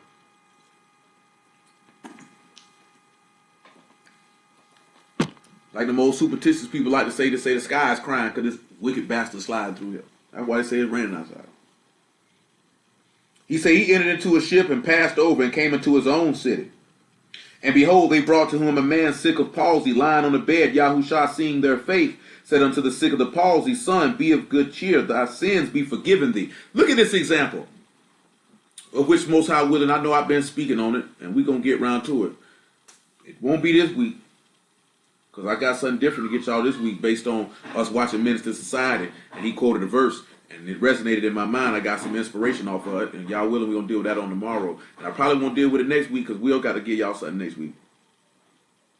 Most High willing be the week after that. But this man was saved by his faith and not by the law. He said, seeing their faith, he told this man, thy sins be forgiven thee. Faith saved the man. All because he seen this man and believed that he was the son of Elohim. That's the stuff you just sit back and look at there. So, and this is why the power of Elohim touched him to heal him from the palsy. This is how the power of Elohim could touch you to heal you of your palsy, which would be sin. Which will have you paralyzed on your bed, or paralyzed in the grave, or paralyzed in death. It'll cause you to take up your bed and walk. It'll cause you to have soundness and wholeness if you just but believed. And say, behold, certain scribes said within themselves, this man blasphemed. Yahushua, knowing their thoughts, said, wherefore think ye evil in your hearts? Wherefore is easier, to say, thy sins be forgiven thee, or to say, arise and walk? But that ye may know that the Son of Man hath power on earth to forgive sins, then saith he to sick of the palsy, arise, take up thy bed and walk. And he arose and departed out of his house. Now, that's amazing. That these people sat back and that they seen that this man was being healed. And they would rather discourage the people in their process of saying, this man blasphemed. Not to sit back and look at it, this man just healed somebody who was sick of the palsy. The man couldn't even walk. Didn't even sit back and look at the encouragement that people would have to continue to seek after Yahuwah after this fashion. To see such a strong, powerful miracle work before their eyesight. Such a strong sign and wonder. All these wicked niggas were stuck on war. He blasphemed. Who can forgive sins? So imagine how this would have did with the people after they seen something so miraculous to hear that. But praise be to Yahuwah that the master, knowing they thought, rebuked them right before their face and let that be known in front of everybody. What they were thinking and what type of mind that they had. Drop down here to about verse 9. Matter of fact, we just read verse 8. He said, he arose and departed to his house, but when the multitude saw it, they marveled and esteemed Elohim, which had given such power unto men. You see that right there? See, those people ended up esteeming Elohim, and they got encouragement because they seen that Elohim gave such power to a man. And they were encouraged by that. You know what I'm saying? See, the same token I say, man, one of the things that the master told Peter right before he left, he said, Peter, Satan has desired to have you and sift you as wheat. He said, but I have prayed for thee, and when you are converted, strengthen your brethren. Encourage your brethren. Because that's all encouragement is going to do is strengthen you. You know what I'm saying? We have the power to encourage a brother. We have the power to discourage a brother. And it could all be based on our words and our actions of how that benefits another person. You have the ability to make someone strong. You have the ability to make someone weak. The choice is yours on how you go about it. If you strong in faith, you can make somebody else to be strong in faith. If you strong in shalom, you can make somebody else be strong in it. If you strong in joy, you can make somebody else be strong in it. If you strong in wisdom and understanding, you can make somebody else strong in that. If you strong in stupidity, you can make them strong in stupidity, which in actuality, you would be weakening them. We don't consider none of these things because all we concerned with is knowledge imparting instead of actually edifying people under salvation and deed and truth. When we going to get past just being able to drop information? I've been dropping information for years by the mercy of Yahuwah. Man, I don't care nothing about that. I don't do that stuff to just flex. Man, I could go sit around dudes around this book, man, in the flesh or online and all that there and just flex and brag about all the stuff I know all day long. What good is that? What good is that? Who is that profiting? Who is that benefiting for? You know what I'm saying? All that is, I forget what it is. What people say, that's just a pissing contest. You just trying to sit back and see who got the biggest genitalia. But grown, I don't need to do that. Why do any of us need to do that? You know what I'm saying? Your confidence should be in your Elohim and it should manifest everywhere that you go. In everything that you do. That should be made manifest. Our confidence really ain't in our Elohim. Our confidence is in our flesh. And it's why we don't have that power. That's why the Pharisees didn't have that power. That's why the people were marveled. He gave such power unto men because Yahushua's confidence was in his Elohim. But most importantly, you've seen that because he's seen someone strong in faith, he was willing to come serve them and to relieve them from oppression. To relieve them from oppression. We're going to look at that when he says that in the book of Luke. About a particular matter where these people came up again trying to discourage. Verse 9, and as Yahushua passed forth from thence, he saw a man named Matthew sitting at the receipt of custom, and he saith unto him, follow me. And he arose and followed him. And it came to pass, as Yahushua sat at meat in the house, behold, many publicans and sinners came and sat down with him and the disciples. Now I'm going to tell y'all something real, right? I don't want y'all to know this. Just let this be known. I ain't hanging with no sinners. When I say hanging with no sinners, meaning I'm not going to do what sinners go do with them in their day-to-day activities. I will sit down with them anytime, anywhere, no problem. You know what I'm saying? I have no problem with that because I've done it. You know what I'm saying? I have sat down with them and to impart the word unto them because I love these my people. I love them. You know what I'm saying? I can sit down with you. That doesn't mean that I'm going to be a partaker with you. There is a difference. Because when we say, Baruch are those that don't go in the way of sinners, that means their pathway. The things that they do in the way that they're going. I'm not going the way that you're going. I'm not going to walk with you in your transgressions. Because Hamashiach did not do that. He did not walk with these people in their transgressions. But he sat down with them. He made himself accessible unto them to impart the word unto them that some of them may hear and be saved. That's it. And there's nothing wrong with that. But you have to have wisdom to be able to make the difference between the two. Because if we're going to sit back and be like, I'm cutting this person off, I'm not coming around that person, then all you're doing is sitting around preaching to the choir at that point.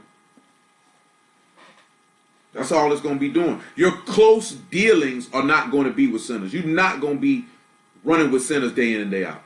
You know what I'm saying? That's not going to happen. Not if you be an Elohim. That's just not going to happen. You wouldn't have a desire to do it because the things that they're doing would vex you. It's going to vex you. You know what I'm saying? And it's not going to be to the point where I'm not compromising or bending the word to spend time with you. Because my Elohim come before you. Every time. Not 75% of the time. Not when it's convenient. Every time. That doesn't mean I won't never come holler at you. Doesn't mean I can't never do nothing with you. But if it's going to come down to you or my Elohim, you will lose every time. Every time. Every time. I wouldn't care what it was. I wouldn't care what the event was. I wouldn't care what was going on. I'm not coming. I'm not going. I'm not doing it if it's going to cause me to go against my Elohim. I'm not losing my soul for you. I'm not going to disappoint this man for you. I'm not going to bring shame to this man for you. I'm not going to blaspheme this man's name behind you.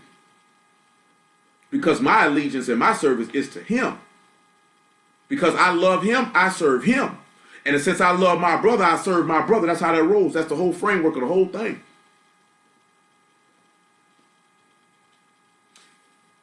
And when the Pharisees saw it, they said unto his disciples, why eat your master with publicans and sinners? This is what these niggas worry about. Why are you eating with sinners? What you mean? What do you mean? So I can't eat with these people? Well, let's look at what the master told him. But when Yahushua heard that, he said unto them, they that be whole need not a physician, but they that are sick. But go ye learn what that mean, and I will have mercy and not sacrifice. For I am not come to call the righteous, but sinners to repentance. You got to love how the master just told him that. Go learn what that means, nigga.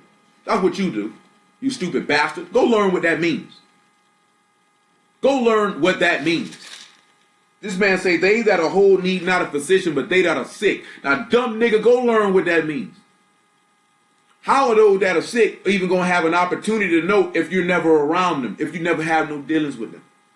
How are they going to know? Now, this is a man who was preaching the word.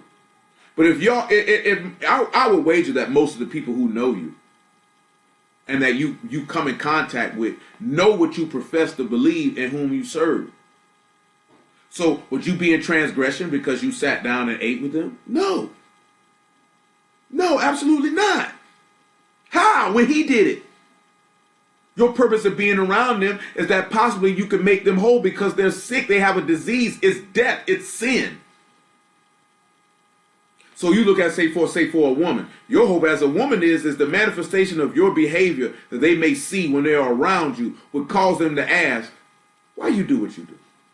And then you could take them and lead them to the person that could edify them further based on how you were living.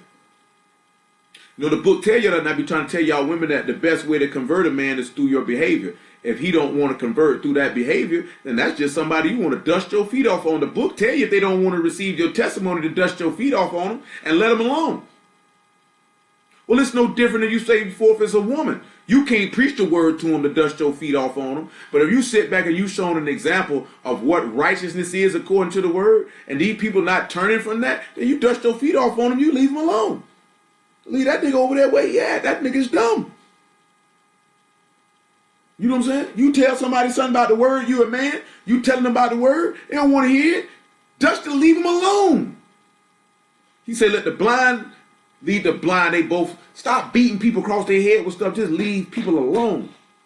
You done told them. You done showed them. They don't want to take it. Keep it moving. Keep it moving. Because you're not going to save everybody. You're not going to convert everybody. It's just not going to happen. It's not going to happen. You know what I'm saying? all you got to do is just keep moving forward to try to encourage those who are seeking that. Whether they on the mission or even if you know they considering the mission. Because I'm telling you, people watching what you do. They're not watching what you're talking about. They're not watching they're not coming to inkling for the information that you could tell them. Because you got to ask yourself, what's going to be the difference between you and a Christian? You telling me about all this, but you do all this over here. This is what a lot of people look at when they look at a lot of Hebrews now. I'm just telling you what I done heard and what people have expressed. They don't see no difference between us and a Christian.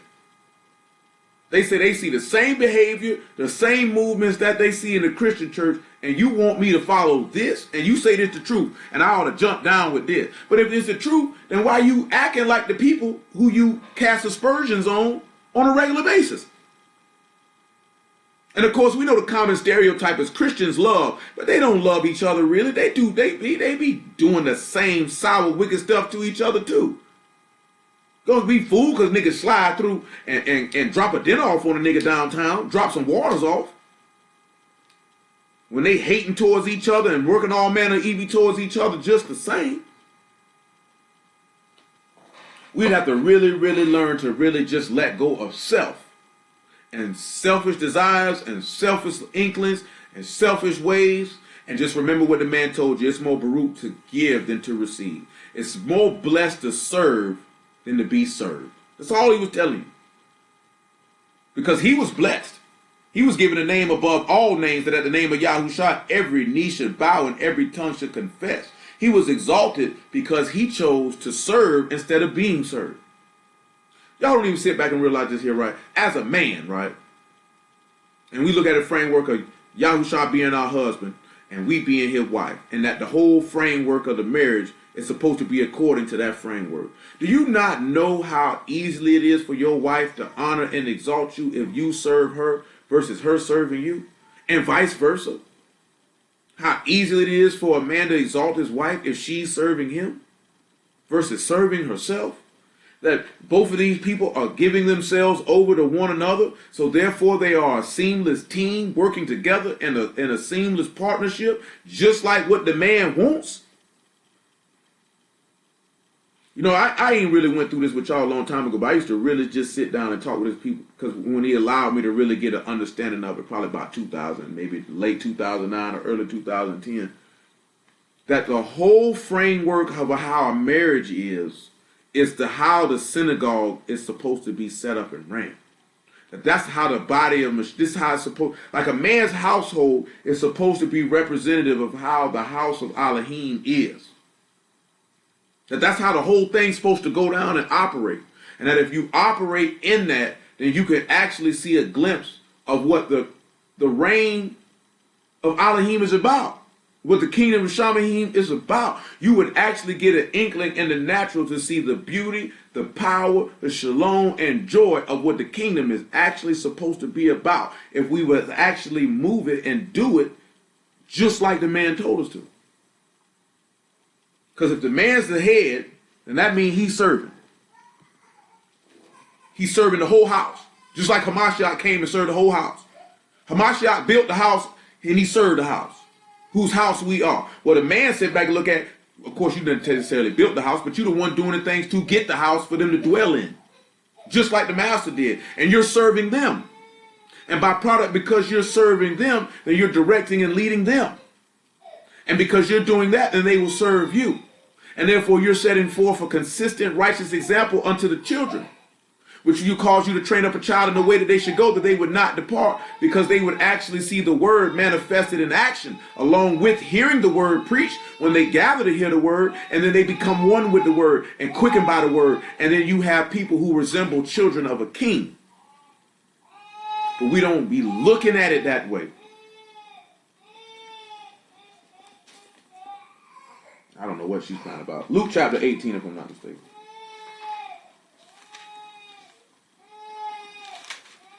And then the cry's not even real. Leah! That's not Luke 18, I want. Give me a moment.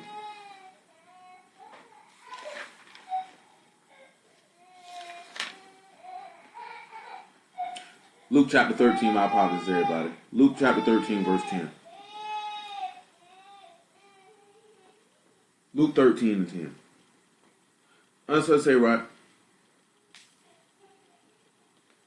And I like this here, right? And the reason I do it because I just the understanding he done gave me on it. When you get the real understanding of what a marriage is really about, a husband and wife is really about, what it's really pointing towards, what it's really talking about, the favor and the love and the righteousness of our Elohim is magnified in a way that most people cannot even capture in their mind.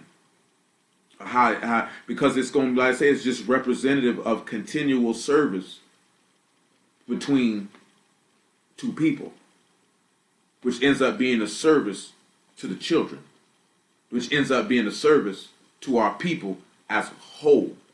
Because then you have offspring who learn to manifest the love of Elohim because they saw the love of Elohim manifested in their home.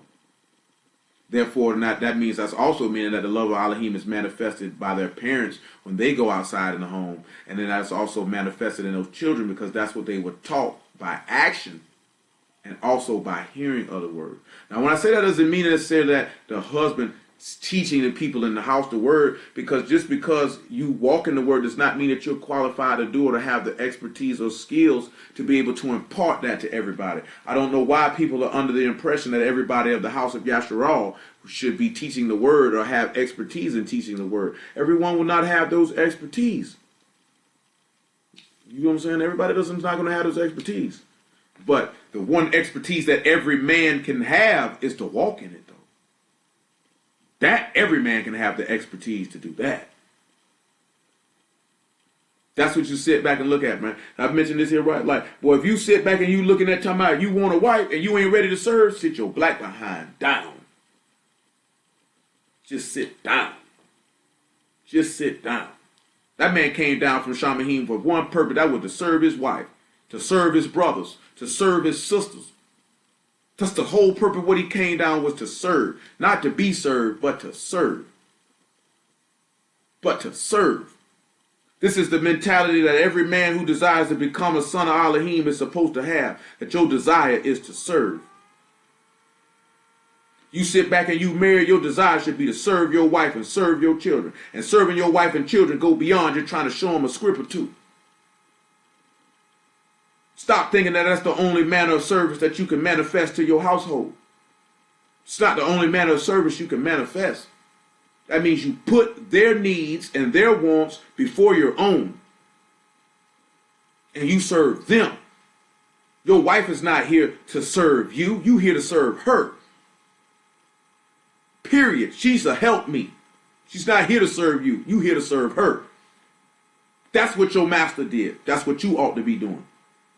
That's what the man said. I did not come to be ministered unto. I came to minister. I did not come here to be served by my wife. I came here to serve her. I did not come here to be served by my brothers. I came here to serve them. That's why Paul making this statement in Galatians. That's what we have to sit back and understand. See, I'm in this here because I just seen niggas arguing about this. See, this all these Hebrew niggas want to sit back and look at is that the woman is here to serve the man. That was never the intent. You can look at the curse what he gave Adam. It was to serve her. His curse was to serve her. They could have just been sitting back chilling, but instead you will serve her. But that's not a curse. That's an upright thing. And your king manifested that. So knowing that your king manifested that and you see that twofold, all you got to do is pull to John 13, starting about verse 15, where he washed his apostles' feet. You see that he served that twofold. He served his brothers, he served his wife. So you sit back and show the resemblance of a king is to serve. You seeing that when him healing these people, he is serving these people. And you have these people coming through trying to discourage the people and cause their faith to be weakened because they don't want to serve the people. They want to exploit the people. They think the people are there to serve them. That's what the scribes and Pharisees were looking at. They thought that people were there to serve them because they were teachers of the law. And that they had the word and the people had to get the word from them. Therefore, they wanted that accolade and prestige and honor from the people because they thought that they were to be served. Prideful niggas. Wicked niggas. That's what that is. That's the difference between a Mashiach and his teachers and his servants, well, I should say his servants who teach the word, versus Hashatan and his teachers and his servants who teach his doctrine. Because his servants want to be seen, they want to be served. A Mashiach servants don't want to be seen and they want to serve. That's the difference.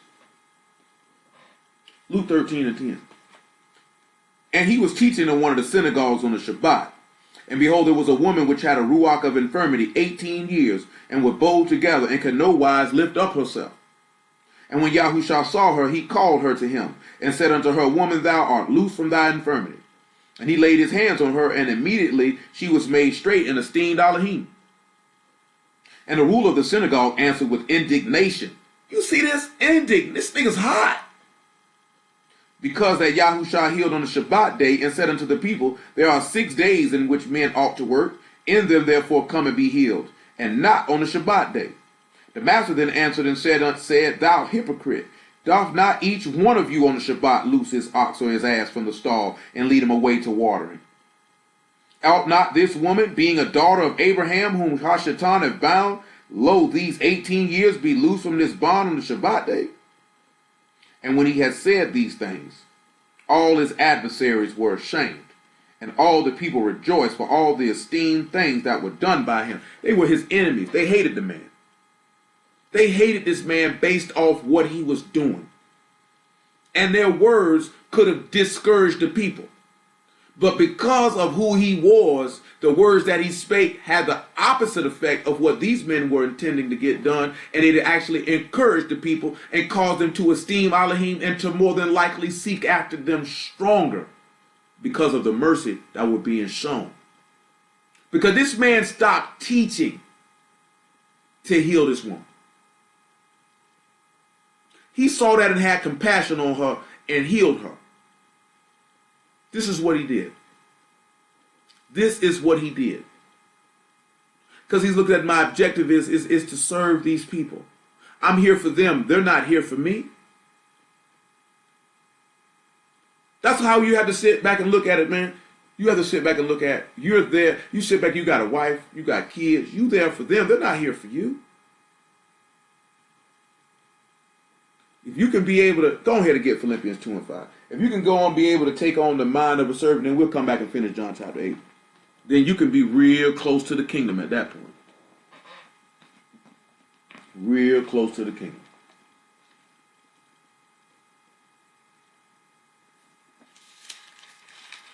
No praise Yahuwah for the word. It's the only thing that can change a man and save a man. So, praise Yahuwah by Hashem, Yahushua for the word. 2 and 5 Philippians, right? Let this mind be in you, which was also in Yahushua HaMashiach. So you need to have this mind. Listen to what he tell you now. Who being in the form of Elohim, thought it not robbery to be equal with Elohim, but made himself of no reputation. So he's just like your father Jacob. He's a plain man, dwelling in tents. Matter of fact, let me look at that, since I said that. Give me a second. Plain man, dwelling in tents. Just a plain man. I'm just a plain man. I just like to dwell in tents. I don't really like to do nothing else other than that. Give me 1 second.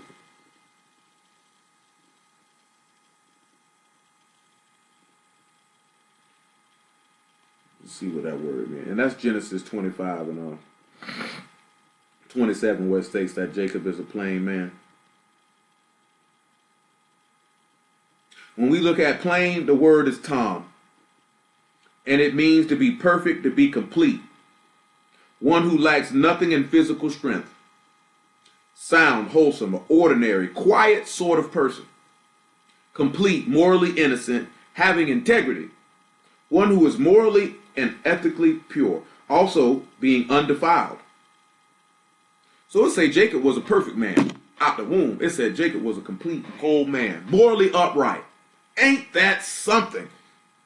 The book said also he was a quiet sort of person. So that means he didn't bring any reputation to himself. He wasn't seeking to be seen. So again, if you're going to bear resemblance of a king, and we see that your forefather, because that's right, everybody want to scream, I'm a son of Jacob. I'm a son of Jacob. I'm a son of Isaac. I'm a son of Abraham. All this here. Then why don't you actually show forth the fruits of these men who you claim are your forefathers then? Because if Jacob was a plain man dwelling in tents, which we're going to have to spring off of that now that we done looked at it, to show that this man came up out the womb, and as he began to grow, that means he came up out the womb a perfect man, a complete and whole man. Hadn't even known Yahuwah yet. Yahuwah hadn't even showed himself to him yet. He came up out the womb, sanctified to salvation off the rip. as some of you are.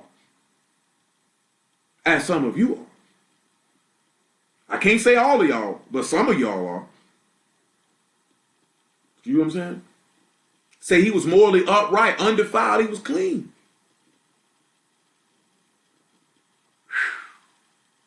That make you reconsider your whole life. That make you reconsider your whole life. Some of y'all, I'm gonna be honest with you, right? Some of y'all, from a child, has always had a desire to want to do right. Of course, we know everybody been walking around here sinning, doing stuff they ain't had no business before they got knowledge of the truth. But you know what I'm saying? But some of y'all had an innate desire inwardly that you wanted to be attached to this word. Some of y'all had wisdom at a young age. You know what I'm saying? And you were wondering, how could you be so wise or have some level of understanding and be so young? Where you thought it came from? Why do you think for some of y'all, once you heard the word, it was so easy for you to slide and do certain things, especially once you learned it in a more perfect manner? Or maybe even once you separated yourself from people that might have caused you to go astray. Because you have to sit back and look at that. Some people around you cause you to go astray, and some people cause you to get in line. It's on us to be wise enough to know the difference between the two. You know what I'm saying? Because I remember an instance with one of my friends where this nigga was really like, oh, this nigga trying to be too perfect. Because I wouldn't sleep with a woman. Which I wasn't finna sleep with this woman. And I had been talking to this woman about what type of time I was on for months before I actually sat down and seen her. And then I'm going to turn around and have sex with her. That's just going to blaspheme the word and toss everything out the window when I just converse with this woman. You know what I'm saying? That's not trying to be perfect. That's trying to be a man of integrity and actually be about what you say that you claim. And then I actually care and love this woman. So why would I actually do this to this woman? I've known this woman almost 20 years.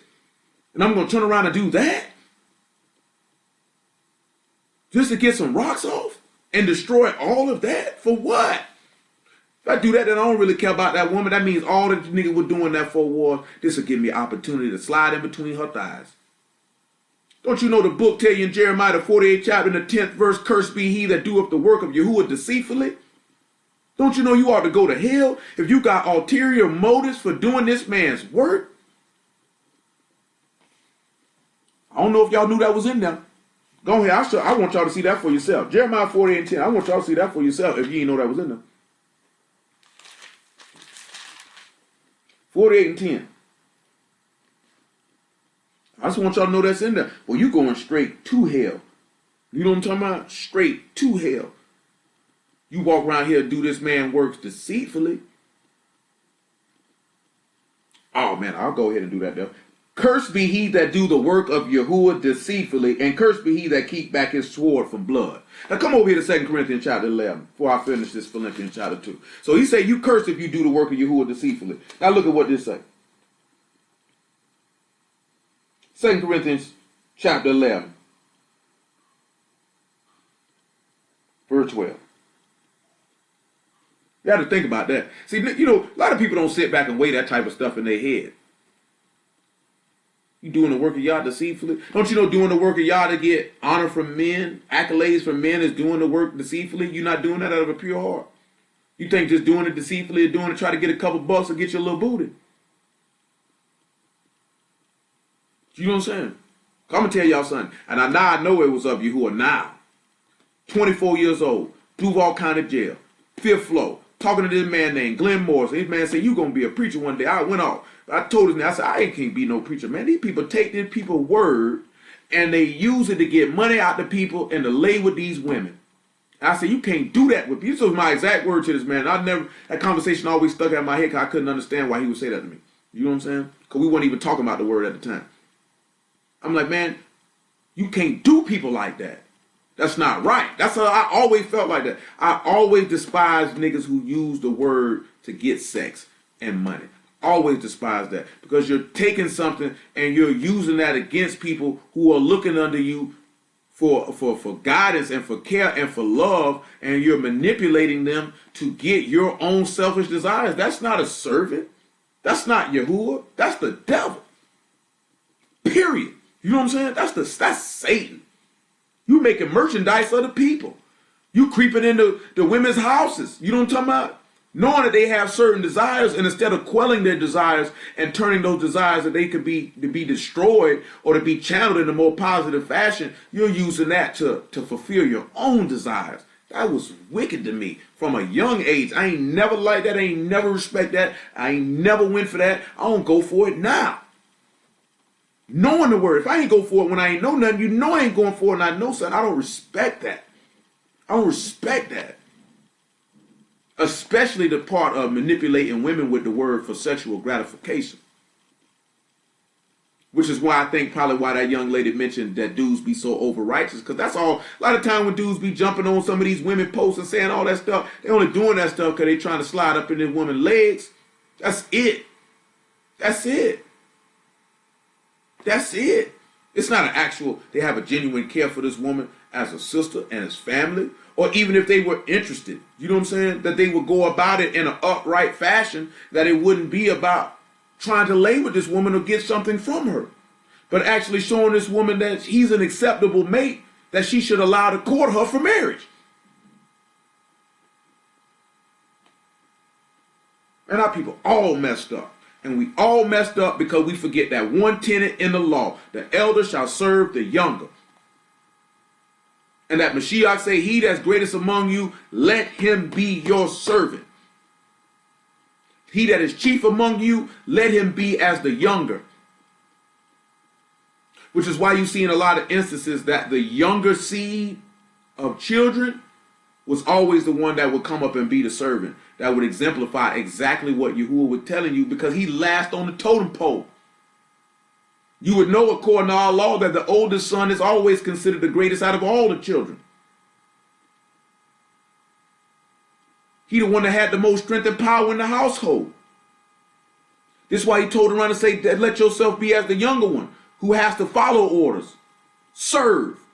Serve. Do that. And you can manifest me. We don't want to do that. That's why niggas be doing the stuff that they be doing because they want to serve themselves. They're not trying to serve anybody else. 2 Corinthians 11:12. But what I do, that will I do, that I may cut off occasion from them which desire occasion, that wherein they esteem, they may be found even as we. For such are false apostles, deceitful workers, transforming themselves into the apostles of Mashiach. And no marvel, for Hashatan himself is transformed into a malakim of light. Therefore it is no great thing if his ministers also be transformed as the ministers of righteousness, whose end shall be according to their works. Damned. Cursed. You do the work of Yahuwah deceitfully if you want to. The words say you'll be damned. You'll be cursed for that.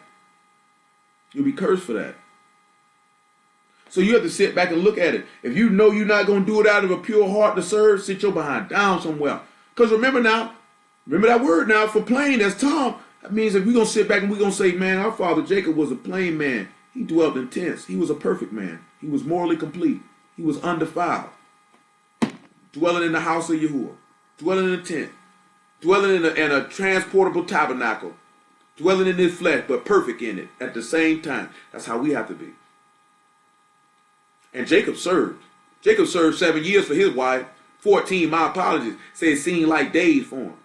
And was did wrong the whole time he served, but he continued to do it. Because the love therewith he had for this woman. He served her to the day that she died. See, I'm going to tell y'all something, man. See, most Hebrews are taught that the woman is to serve you and this, that, there, and the third. Your husband will rule over you. It just means that he has authority over you. And that you submit yourself to his authority. But in his authority, he will serve you. Because the master had authority over us. He's the son of the living Elohim. But yet he served us. This is men. That's what you got to have in mind. As a woman, that's what you would want your man to do. To have authority, but yet serve in the same breath. That's wisdom. That's understanding. When we're able to do this, our people as a whole will be much better. Because we can be able to teach our children better. Therefore, we can be able to represent ourselves and most importantly, represent our Elohim in a better fashion, which would benefit our nation as a whole.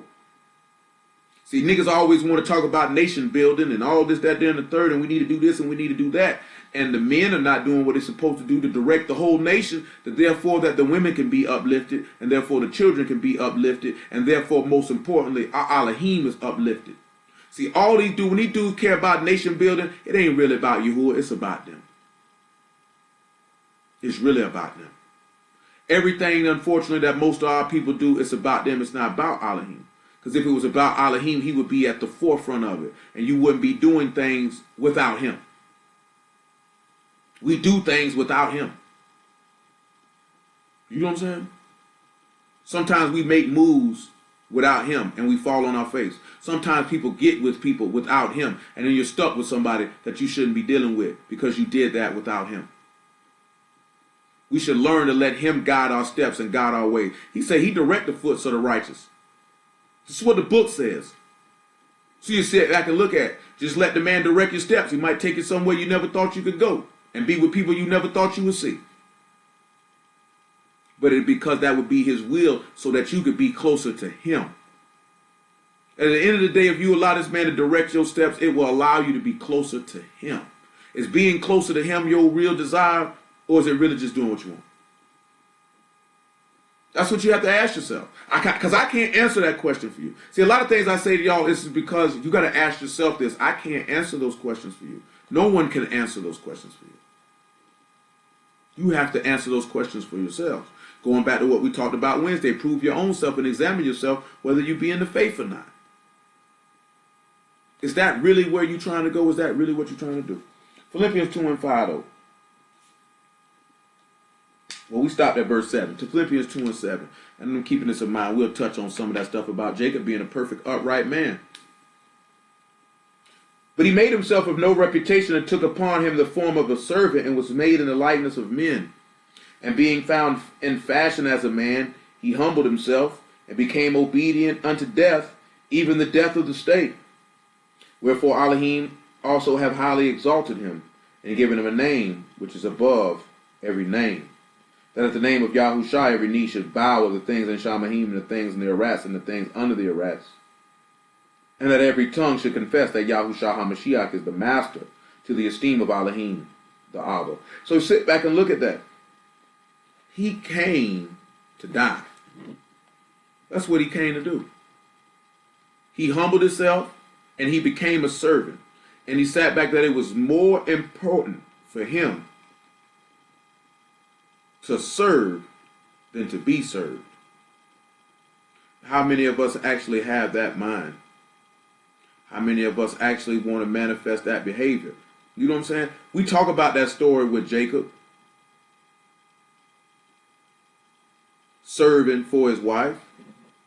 But how many people would actually be willing to serve for someone? Hamashiach served for you so he could be able to take you as his wife.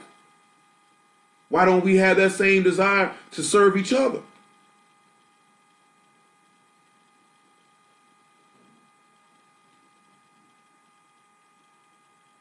That's just something to think about. Why we don't have that same mind to serve each other. And this is all just springing off of what we were looking at in Galatians chapter 5, what we started with. Started with that in Galatians chapter 5. Let's come over here. Matter of fact, since I'm mentioning this, go on to Matthew chapter 20 and verse 26.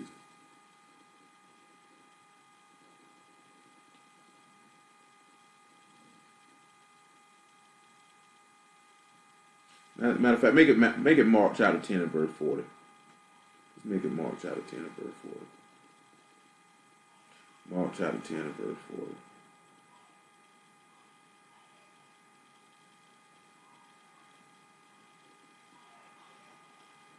Mark chapter 10 and verse 40.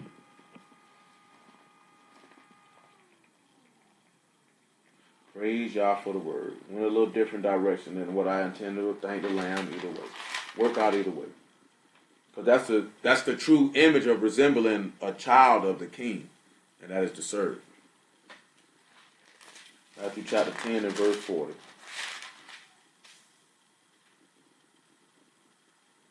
I'll make it 39.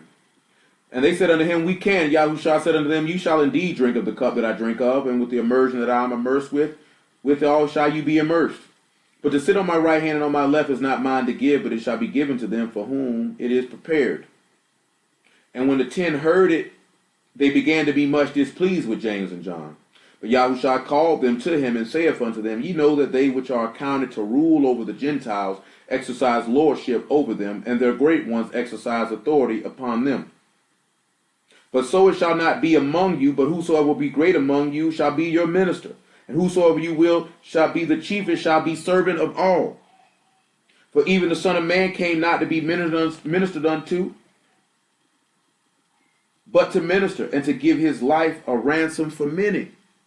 Now come over here to 1 John chapter 3, where he say to give his life a ransom for many. He say he didn't come to be served. He came to serve and to give his life. So this will make what the Apostle John is about to state in 1 John chapter 3. It should ring a little bit harder. And I guess we'll look at John 13 also, because I keep mentioning it. We're just going to go ahead and read it, so you can really understand what this man is telling you. 1 John chapter 3 and verse 13. Make it 14. 1 John chapter 3 verse 14. And then go ahead and get John chapter 13.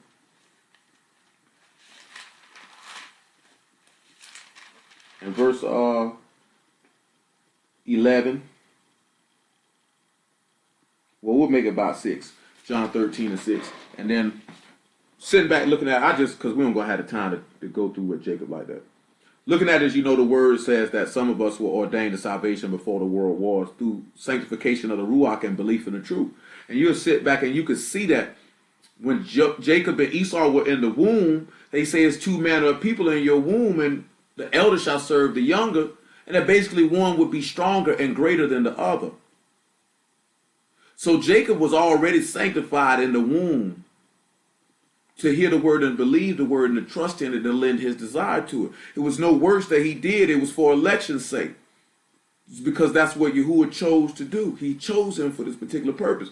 This caused his brother to become his enemy or his adversary, because his brother didn't have a love for the word in this fashion. So his brother didn't want to serve Elohim. He showed that he'd rather serve his own belly because he wanted lentil soup or to serve his desires. You understand? So Jacob did not have that. Jacob had a desire to serve Elohim. And that manifested in everything that he did.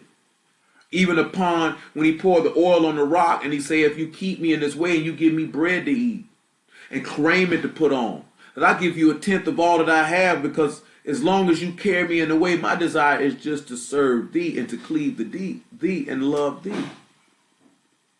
This is why he manifested that behavior of serving for his wife for 14 years. Because of the love that he had for her. That it didn't matter what I had to do in the service that I had to perform, because my desire is to benefit you and make you better and to be there for you. Once you recognize that, that's someone who loves you. That's how they're supposed to recognize that Yahuwah loved us as a people. That's how they're supposed to recognize that Yahushua loved us, because he came to serve us. That's why he say Elohim so loved the world, he gave his only begotten son. He was showing you his love by serving you with sacrifice.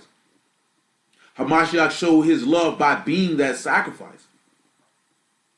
He placed us before him. When somebody puts you before them, that's someone who loves you according to what our Elohim says. Not according to what our personal opinions, thoughts, or feelings is.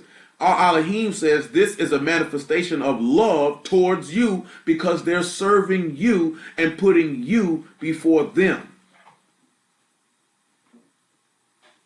1 John chapter 3, verse 14, my apologies.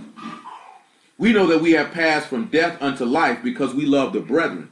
He that loved not his brother abide in death. Remember now, your brother is, you know what Mark chapter 9 say, he that do the will of Elohim. How can somebody be doing the will of Elohim? You don't love them. How? He say everyone that is born of Elohim is begotten of Elohim. Love him that is begotten of Elohim. So if you say you a son of Elohim and you don't love another son of Elohim, how is this possible? Then someone is not a son of Elohim then. Someone is not a daughter of Elohim then.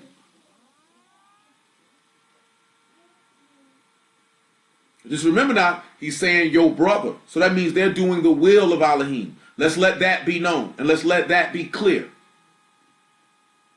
Because he said, Elohim don't hear the prayers of sinners, but he that is a worshiper of Elohim and do his will. Doing his will is more than just keeping a Shabbat, don't eat no swine.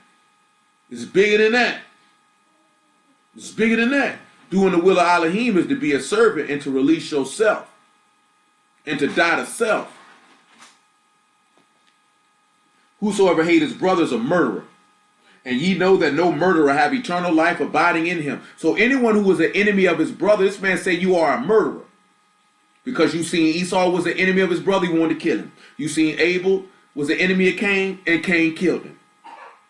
You seen Saul was an enemy of David, he wanted to kill him. But you see the love and the service that David had, because he could have killed his king. He chose not to do that. He said, Yahuwah will deal with you. But I am your servant. I wouldn't dare put my hands on you. I wouldn't dare do it. I wouldn't dare do it. He showed himself to be a brother, even though this man hated him. That's the manifestation of love right there. The most difficult thing in the world to do is to love someone who is not worthy of your love. And that's what Yahushua did. And loving someone who's not worthy of your love is not necessarily that old lovey-dovey romantic sit up under you type stuff, and you know what I'm saying? And, oh, I'm your buddy, old pal. That's doing right by somebody according to the word of Elohim, even when they don't deserve it. It's manifesting the love of Elohim even when they don't deserve it. The book say you owe no man but love. You owe no man but to walk in the word towards them. You owe no man other than to manifest the righteousness of Yahuwah toward them through the faith of Hamashiach and the righteousness of Kadesh. That's all you owe a man. Because you'll be manifesting the love of Elohim at that point, because Yahushua loved you when you were an enemy of his, because you were a sinner and a transgressor. But he loved you nonetheless. That while you were without strength, Hamashiach died for the ungodly. You were his enemy. You were his adversary. And instead of saying, Father, condemn them and let them die, he say, forgive them. They know not what they do. They don't know what they do. That's what he did. Hereby perceive we the love of Elohim, because he laid down his life for us. And we ought to lay down our lives for the brethren. So again, service is being reiterated here. This is what's being reiterated, to serve. If we're going to sit back and say that we're going to resemble the children of a king, and because there was many different examples I had in my mind to deal with as showing forth as resembling the children of a king. But this is the one that Yahuwah directed us in the rock with. Is the service, to be a servant, to place someone before yourself. In every aspect. Because it's three aspects of communal relationships that can be used for that example. That's brother to brother, sister to sister, brother to sister. That's husband to wife, wife to husband. That's child to parent, parent to child. All three of these communal relationships exemplify this. That each one should be serving the other. The parent should be serving the child should be serving the parent. The husband should be serving the wife, and the wife should be serving the husband. The brother should be serving the brother, and the sister should be serving the sister, and vice versa. When you put in and when you swap it out and say brother, sister, sister, brother, it's all the same. And when we do this, this is how the world will know that we are his disciples, because this is what he taught us. Because he just didn't teach us this with his words, he taught us this with his actions. And not only did he teach us this with his actions, but righteous men who came before him taught us this as well. Or you get to sit back and look at Adam. Eve died, he came and served her, he died with her. Whether y'all notice or not, y'all have been showed this consistently over time, that this is the righteousness and power of Elohim, to be a servant. This is where you get your power from. And also with this will lead into what we're going to talk about in that Proverbs chapter 22, whether you realize it or not. That's what's going to cause that, what that Proverbs 20 and 10 is talking about, to happen. Come back to John chapter 8. We got to get ready to wind it down. It's 10 minutes to 11. I hope everybody's all right. I say hallelujah for Yahushua and the word. Hope everybody understands so far what we're talking about. Just thank the Lamb for the word. Ain't nothing like it. Ain't nothing better than it. If somebody had something better, they'd have been and done brought it. I did mention John chapter 13. My apologies, everybody. We didn't get around there to that. John chapter 13 and verse 11. Or verse, I said 6. John 13 and 6. My apologies, everybody. John 13 and 6 and then John chapter 8. Then come he to Simon Peter. Peter saith unto him, Master, dost thou wash my feet? Yahushua answered and said unto him, What I do thou know not now, but thou shalt know hereafter. Peter saith unto him, Thou shalt never wash my feet. Yahushua answered him, If I wash thee not, thou hast no part with me. I'm going to tell you something, right? You know, I always see a little meme that people post with that verse right there. And that's true, though, to a certain extent. It's a lot of things that the Most High does that we don't understand while it's happening, but we understand after it's over with. We don't understand why we get placed in certain situations. Some situations that we in is because we're stupid and we make bad decisions. You know what I'm saying? Some of those things have absolutely nothing to do with him. It's just based on our own bad decision making. You know what I'm saying? And hey, that's life. You learn from that mistake. You can't dwell on it too long. You can't beat yourself up about it too long. Easier said than done, because I done been there. So I'm not just saying it's just as simple as that. It's easier said than done, but it can be accomplished. You know what I'm saying? It can be accomplished. Takes a little bit of time. Takes a little bit of strength to accept that you made a mistake. You know what I'm saying? But the key point is to learn from that mistake and not make it again. There's nothing wrong with making a mistake. There's only something wrong with it when you make the same mistake twice, because that means that was a wasted life experience. You know what I'm saying? There's nothing wrong with making mistakes. Just don't make the same mistakes over and over again, because that means you learned absolutely nothing from that experience, and then that's your fault. Because mistakes will happen. You know what I'm saying? I told you, I knew better than to sell crack. I already knew what time it was, but that mistake happened. We learned from that mistake. You know what I'm saying? So you have to look at your life like that. Don't beat yourself up too bad sometimes. But like I said, it's easier said than done.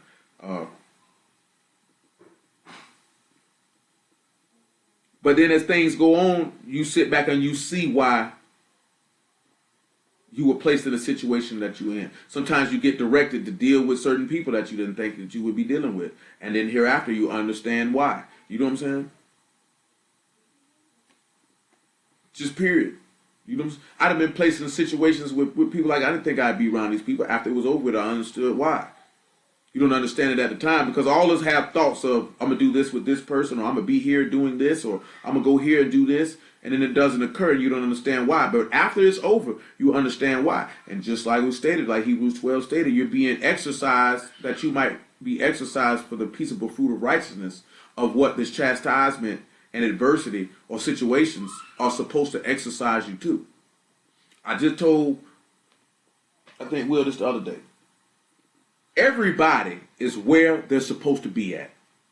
And everybody is with who they're supposed to be with. And when I say with who they're supposed to be with, I'm not talking about a relationship with someone dating someone. You're dealing with who you're supposed to be dealing with, and you are where you're supposed to be, and you're going where you're supposed to be going, either for your salvation or your damnation. And you have to really sit back and assess that, like the people who you deal with closely and regularly. Those are the people you're supposed to be with. And there's a reason why you're supposed to be with them. You know what I'm saying? The places that you are, that's the place that you're supposed to be. And there's a reason why you're there. You know what I'm saying? The things that you're doing, that's what you're supposed to be doing. And there's a reason why you're doing them. You know what I'm saying? And you may not understand those reasons while it's happening, but when it's over, you will understand. You know what I'm saying? If you understood while it was happening, that wouldn't be faith, that you would be trusting in Yahuwah to show you what that is about. All you got to do is lean not to your own understanding and trust Yahuwah, and he shall direct your paths and your ways, and then you'll understand when it's over. And I've always been a firm believer in that, just also reading the word and knowing that everybody is with who they're supposed to be with and doing what they're supposed to be doing. Because if you were supposed to be around and dealing with certain people, then you would be dealing with them. If you're not dealing with them, it's for a reason. It is for a reason. Every last one of us had somebody who you knew in his word, who you dealt with closely at one particular time. And now you no longer deal with them. And there is a reason for that.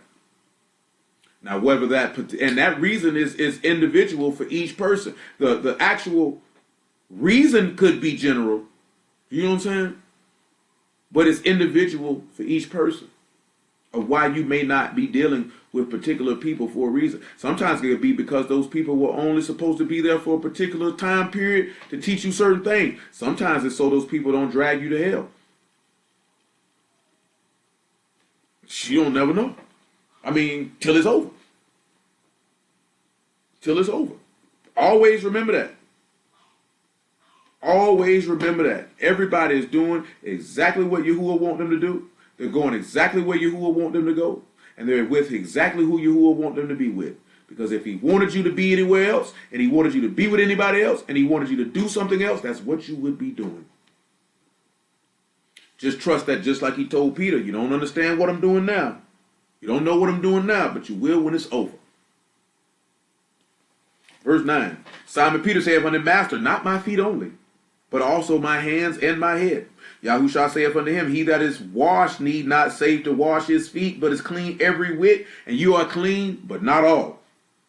For he knew who should betray him, therefore he said, you are not all clean. So after he had washed their feet and had taken his garments and was set down again, he said unto them, know ye what I have done to you? Ye call me master and Lord, and ye say, well, for so am I.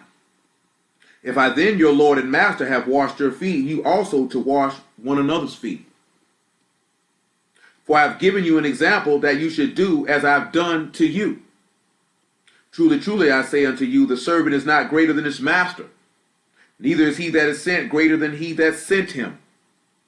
If you know these things, Baruch are ye if you do them. You know, this man told you, he say, the servant is not greater than his master, and neither is he that sent is greater than him that sent him. That made me think about something that somebody said about us at one time, about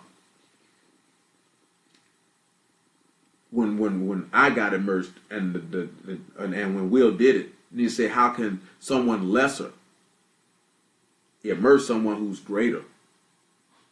And maybe some people didn't really understand what was really being spoken, but that was going against what this man just said.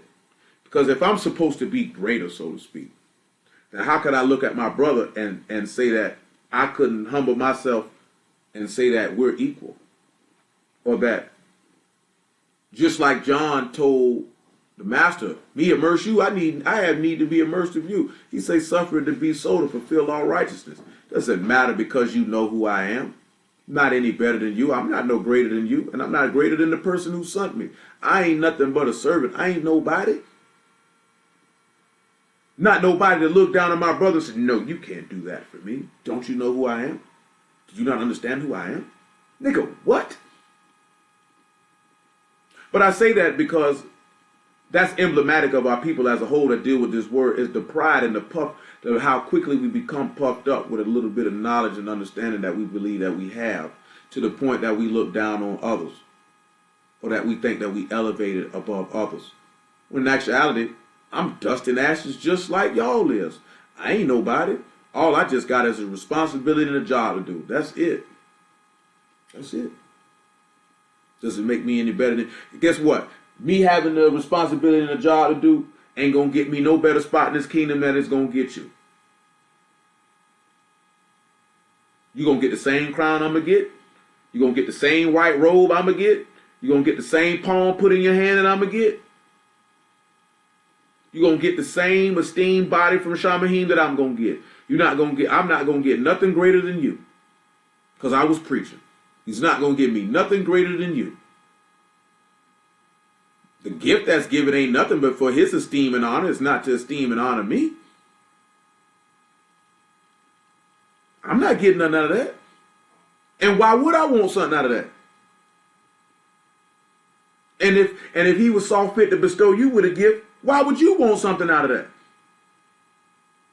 Why? What you gonna do with? What you gonna do with? Oh, he's a righteous brother, man. What you gonna do with that? And I'm saying that's what you seeking after. You say we were esteem honor. He say, how do you believe when you seek honor that come from one from another, not the honor that come from Elohim only? You serve Elohim, he'll honor you. What father don't honor his son that serving? What master don't reward his servant that serving?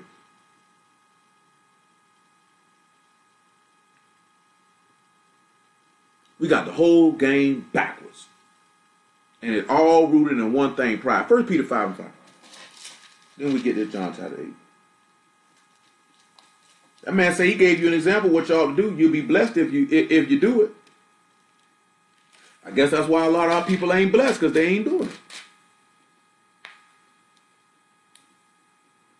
Listen what the man tell you. Likewise, ye younger, submit yourselves unto the elder. Yea, all of you be subject one to another, and be clothed with humility. For Elohim resists the proud and give favor to the humble. Humble yourselves, therefore, under the mighty hand of Elohim, that he may exalt you in due time. So to actually be subject and to serve one another is a manifestation of humility, which is a manifestation of the fruits of the Ruach, which is a manifestation of the power that when that seed fell in good ground, you understood it, and that's why you were able to bring forth that fruit. Like again, we don't want to just be talking about it. You want to actually be the manifestation of the living word. But it's going to take that dedication and desire to want to be a servant. Remember, he said, I'm just an unprofitable servant doing what it is my duty to do.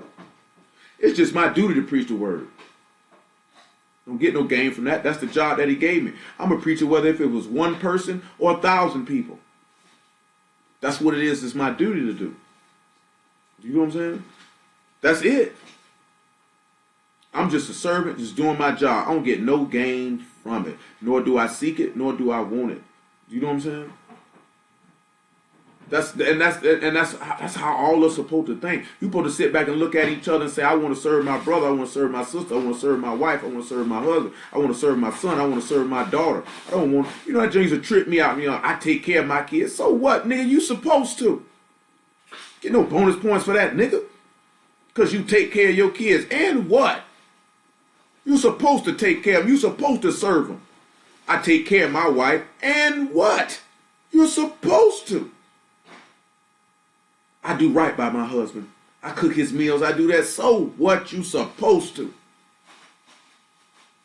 Why do we want to get credit for doing the service that we supposed to do? That man say, offer yourself to Elohim as a living sacrifice. That's your reasonable service. That's nothing to be above and beyond the call of duty to do what your service calls you to do. It's only when you do things that are not required of you that you're going above and beyond. And most of the time, that's when people do that. They do that to show forth their appreciation and to show forth what it is exactly that you mean to them.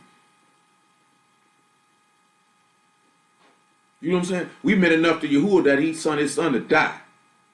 That's how much we meant to him. That's how much we meant to him. We didn't deserve any of that, but that's how much we meant to him. Why do we not understand that?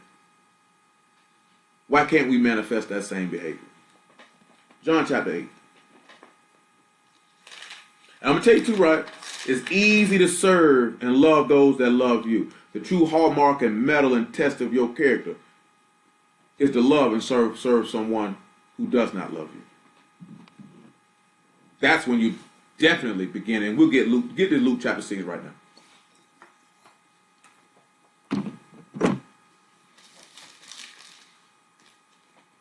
Luke chapter 6.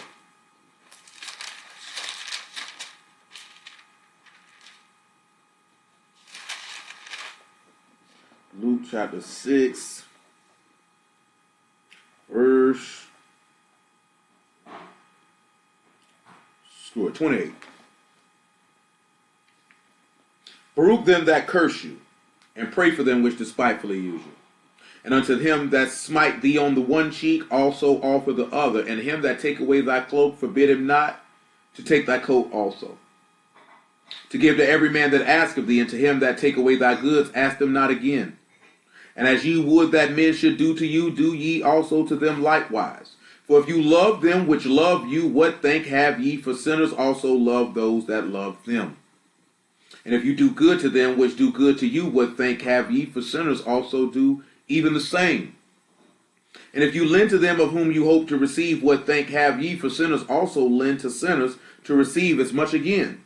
But love your enemies and do good and lend, hoping for nothing again, and your reward shall be great, and ye shall be the children of the highest, for he is kind unto the unthankful and to the evil. Be ye therefore merciful, as your Father also is merciful. So you take this into account. When you do good to those that don't do good to you, many things can redound under Elohim's name because you're actually showing the mercy of Elohim. Do you not know, as the master just told us, and you can come to John chapter 8 now, that that we ought to be merciful as our Father is merciful, that every last one of us know that we should be dead right now. Every last one of us, everyone that can see me, everyone that can hear the sound of my voice, do you not know that every last one of us should be dead? That every last one of us has committed a sin unto death worthy of the execution of that judgment upon our head, and he chose to be merciful to us and not do it? Do you not know when you walked in sin and I ain't talking about before you knew you was a Hebrew. I ain't talking about before you knew anything. I'm talking about you walked in idolatry and wickedness and uncleanliness and lasciviousness and fornication and drunkenness and all manner of debauchery. This man still made sure that you were clothed. That he still made sure that you were fed. That he still made sure you had a place to dwell. And most of us did not thank this man for any of these things. Didn't even run across your mind. Then some of us, after we found out what time it was, we still were walking in iniquity. And he still kept a roof over your head. And he still kept food in your belly. And he still kept clothes on your back. While you were literally his enemy. Because you were going against the righteousness of the word through your deeds, you were actually his enemy. And he still saw fit to be merciful unto you, not to take your life, but to allow you to come to the knowledge of the truth and learn it in a more perfect way, that your soul might be delivered, that you might cease from that behavior. So that's teaching us that we ought to be able to do that to our enemies and to be merciful and to love them and to do good unto them, even though that they don't deserve it. That one or two things could be occurring. That we're heaping coals of fire on their head, as Solomon stated, or we could convert them to the word by us loving our enemy, and Hamashiach loved us when we were his enemies, and we understood that love and repented and turned. But we don't want to consider that, because that sounds too much like right. That sounds too much like that's what men ought to do. John chapter 8. Where did I stop? I stopped at verse 23. I actually stopped at verse 24. All right. So this is again is showing what everything I'm talking about being a servant and all this stuff. That's showing about you not being of this world and being of the world. Being a servant will show you be of the ruach. Being selfish will show you be of the flesh. Which one are you? Verse 23. John chapter 8. And he said unto them, Ye are from beneath, and I am from above. Ye are of this world, I am not of this world. I said therefore unto you that you shall die in your sins. For if you believe not that I am he, you shall die in your sins. Then said they unto him, Who art thou? And Yahushua said unto them, Even the same that I said unto you from the beginning. I have many things to say to you, say and to judge of you. But he that sent me is true, and I speak to the world those things which I have heard of him. They understood not that he spake to them of the Father. Then said Yahushua unto them, When you have lifted up the Son of Man, then you shall know that I am he, and that I do nothing of myself. But as my Father hath taught me, I speak these things. And he that sent me is with me. The Father have not left me alone, for I do always those things that please him. So for this man to be a servant, that was pleasing to Abba Yahuwah. So guess what that would mean for us if we would become servants? We would be able to please him. Going back to what we read in Romans 14, that to serve in righteousness and in shalom and in joy is acceptable to Elohim and approved of men. And as he spake these words, many believed on him. Then said Yahushua to those Yahudim which believed on him, If you continue in my word, then you are my disciples indeed. And you shall know the truth, and the truth shall make you free. You'll know the faith, and the faith shall free you. Remember what he told that man who had the palsy? Thy sins have saved thee. Remember when he healed that woman of that infirmity? You are loosed. You are made free because of your faith. That will free you. Learning to become a servant is learning the faith of Hamashiach, which will set you free. Which is why he just said, many of you are called into the calling of freedom. Don't take that as any occasion to fulfill the lust of the flesh, but to serve and love one another. That's why we went through all of this stuff that we just looked at for the last 2+ hours. It was based off what Paul stated in that Galatians 5 and 13. Let's go back to it and read it again. As we begin to wind this down. Call it a night. Thank the Lamb.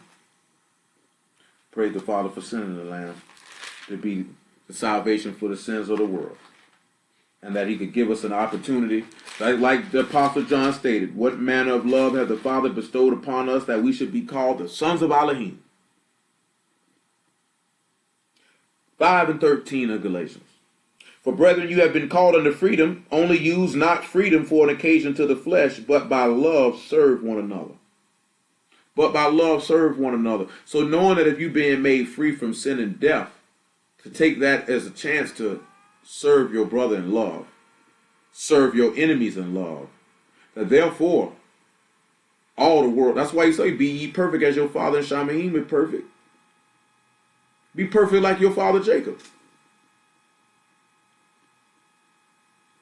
For all the Torah is fulfilled in one word, even in this, thou shalt love thy neighbor as thyself. But if you bite and devour one another, take heed that you be not consumed one of another. This I say then, walk in the Ruach, and you shall not fulfill the lust of the flesh. For the flesh lusts against the Ruach, and the Ruach against the flesh, and these things are contrary one to another, so that you cannot do the things that ye would. Now, as we begin the process of concluding, because I told y'all about lust, right? I'm going to tell y'all something. It's like 3 different words for it. If you look at Exodus, and you don't have to go pull it, but you can pull it for yourself and write it down for yourself. When you look at Exodus 15 and 9, it has the word lust there. And the word lust in Exodus 15 and 9 is nephash. And you should know that that goes back to Adam, when he said he made Adam a living soul or a living nephash. And you know that that's the being or the seat of the appetites and seat of emotions and passions. So, in this particular verse says, the enemy will pursue thee, I will overtake, I will divide the spoil, my lust shall be satisfied upon them. So this is the enemy speaking in Exodus, where it's talking about Pharaoh, which is talking about Satan. You know what I'm saying? In the spiritual aspect. But we see in another place where the word for lust is used. Let me pull them all up there. Because it's not that many places in the book where the word lust is actually used. But I had shared this with the young lady because she wanted to know where it was at. So when you look in Psalm 78 and 18, nephash is used there again when he say that they attempted Elohim in their heart by asking for meat in their lust. So what do we understand with that? When we look at lust in one aspect, we look at lust as actually a carnal way of being and a carnal thought process. So that's how we see that nephash, or that living soul, lust against the Ruach or Elohim, which does not move. That's why he said in Galatians that those that are Mashiachs have crucified their affections and lust. They have crucified that living soul to live by the Ruach. You understand what I'm saying? So when you crucify that nephash, you crucify the selfishness that is inherent within man to want to go after his own will and desire. Which is why the master told you the Ruach is willing, but the flesh is weak. The flesh or the nephash or that living soul, those lustful desires that's in the flesh, as Paul say, in my flesh dwell no good thing, because that nephash seeks to go after his appetites and emotions and desires and allow that to dictate what you do. So you have to actually crucify that to remedy that situation, and you have to hang yourself up on the stake with the sun. You got to hang yourself with the word. This is the thing that we try to avoid. And then in Psalm 78 and 30, the word lust is also there. And when he said they were estranged from their lust, but while the meat was yet in their mouths, Elohim killed them. And in that instance, the word is tabah. And that is desire or wish or longing of one's heart or lust or appetite or covetousness in a bad sense. Which goes back to why Paul states in another place that those that are covetous are an idolater. Because then we sat back and see they lusted for meat in the book of Numbers. Lusted for those quails, I'm thinking about the 11th chapter, if I'm not mistaken. And he gave them quails and he killed them. Because they had a desire and a longing to fulfill that nephash at the same token. And it cost them. So you have to sit back and you have to look at this. And this goes back to what Paul stated in Romans chapter 8, which we're going to end with. And then we'll look at Psalms 81 and 12. And it's another instance where the word lust is used. And then Proverbs 6 and 25 to finish it off. Another place where the word lust is used. And in that place, in Psalms 81 and 12, and I'll read about verse 10 right here, right? He said, I am Yahuwah thy Elohim, which brought thee out of the land of Mishraim. Open thy mouth wide, and I will fill it. But my people would not hearken to my voice, and Yasharal would none of me. So I gave them up unto their own heart's lust, and they walked in their own counsels. So he gave you up to the lust that was in your heart. And the word for lust in this instance is sharuf, and that is stubbornness, hardness, firmness, or being obstinate, or wicked imaginations. So sometimes in some instances your lust can be you being stubborn. And we know stubbornness is as witchcraft, is as idolatry, my apologies. Rebelliousness is as witchcraft, and stubbornness is as iniquity and idolatry. So then sometimes lust can be being an idolater and being lawless and being stubborn and having wicked imaginations, which we know from Proverbs chapter 6 is an abomination unto Yahuwah. So, and Most High will delve into this particular topic way more in depth so that you can see that lust can be a very bad thing. Because you will be stubborn and to go by the imaginations in your own heart, this man say he will give you over to those desires and thoughts so you can be destroyed. So basically he'll give you over to a reprobate mind, as Paul said, to do those things that are not convenient because you're being stubborn. Proverbs 6:25. See, like I said, when we hear these things and we understand these type of things will make you change your life. This should make you reevaluate your life. And the last one was telling you not to lust after a woman's beauty in your heart and don't get taken by a woman's eyelids. And this word is kamad, and that's the desire to cover, to take pleasure in, or to greatly desire. So sometimes you have to sit back and look at it, and this is on an instance of, this is a goodly lust. Because it says beauty, greatly beloved, covet, delectable thing, delight, desire. Goodly. Same way that Jacob had a goodly desire for Rachel. Now he was telling him not to be taken by the goodly desire of a woman's heart. By a woman's beauty.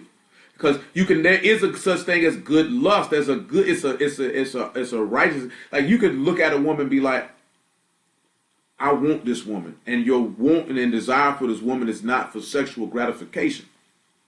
It's the actual companionship and partnership that you desire with this woman. Vice versa with a man. For a woman with a man, I want this man because of this. That is not negative, because lust is always not in a negative connotation. You know what I'm saying? It's not always in a negative connotation. It's all really depending on what your thoughts is. That's why the master say, if you lust after a woman in your heart, you've already, because it's going to be those negative things. Because you think about something else. It's very few men that look at a woman and say, I want that woman to be my wife because of this. Most time you're looking at her because I want her because she's pretty, or I want her because I want to do this to her. Or certain things that in life that you want or want to do. And it's really just to fulfill your desires on them. This is why he say you ask not and you have not, because you seek to fulfill your lust. And he keeps those things away from you. Sometimes he gives them to you. Romans chapter 8 and verse 5, we start right there.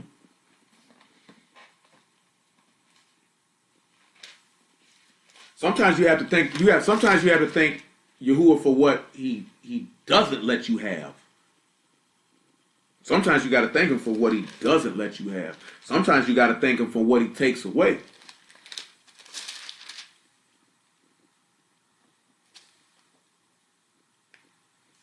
Romans 8 and 5. For they that are after the flesh do mind the things of the flesh, but they that are after the Ruach, the things of the Ruach.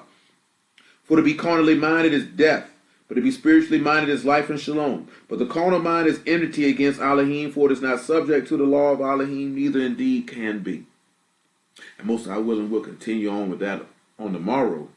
But you sit back and you look at it. Being a servant is to be spiritually minded. To be selfish, to be carnally minded. And therefore you could never be subject to the law of Elohim. And you could never be able to please him. But hallelujah for Yahusha and the word. To the viewers, I appreciate all y'all. Hold on. There were a lot of comments on here that I did not see.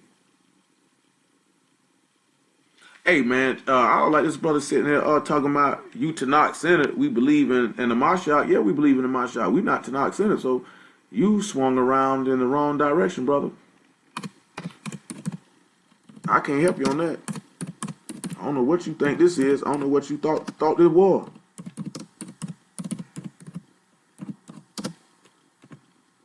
You know what I'm saying? We definitely ain't switching that up.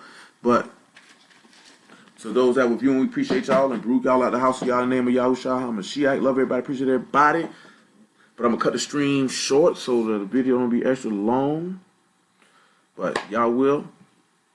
I get with y'all on the Shabbat, but those all know y'all on the phone.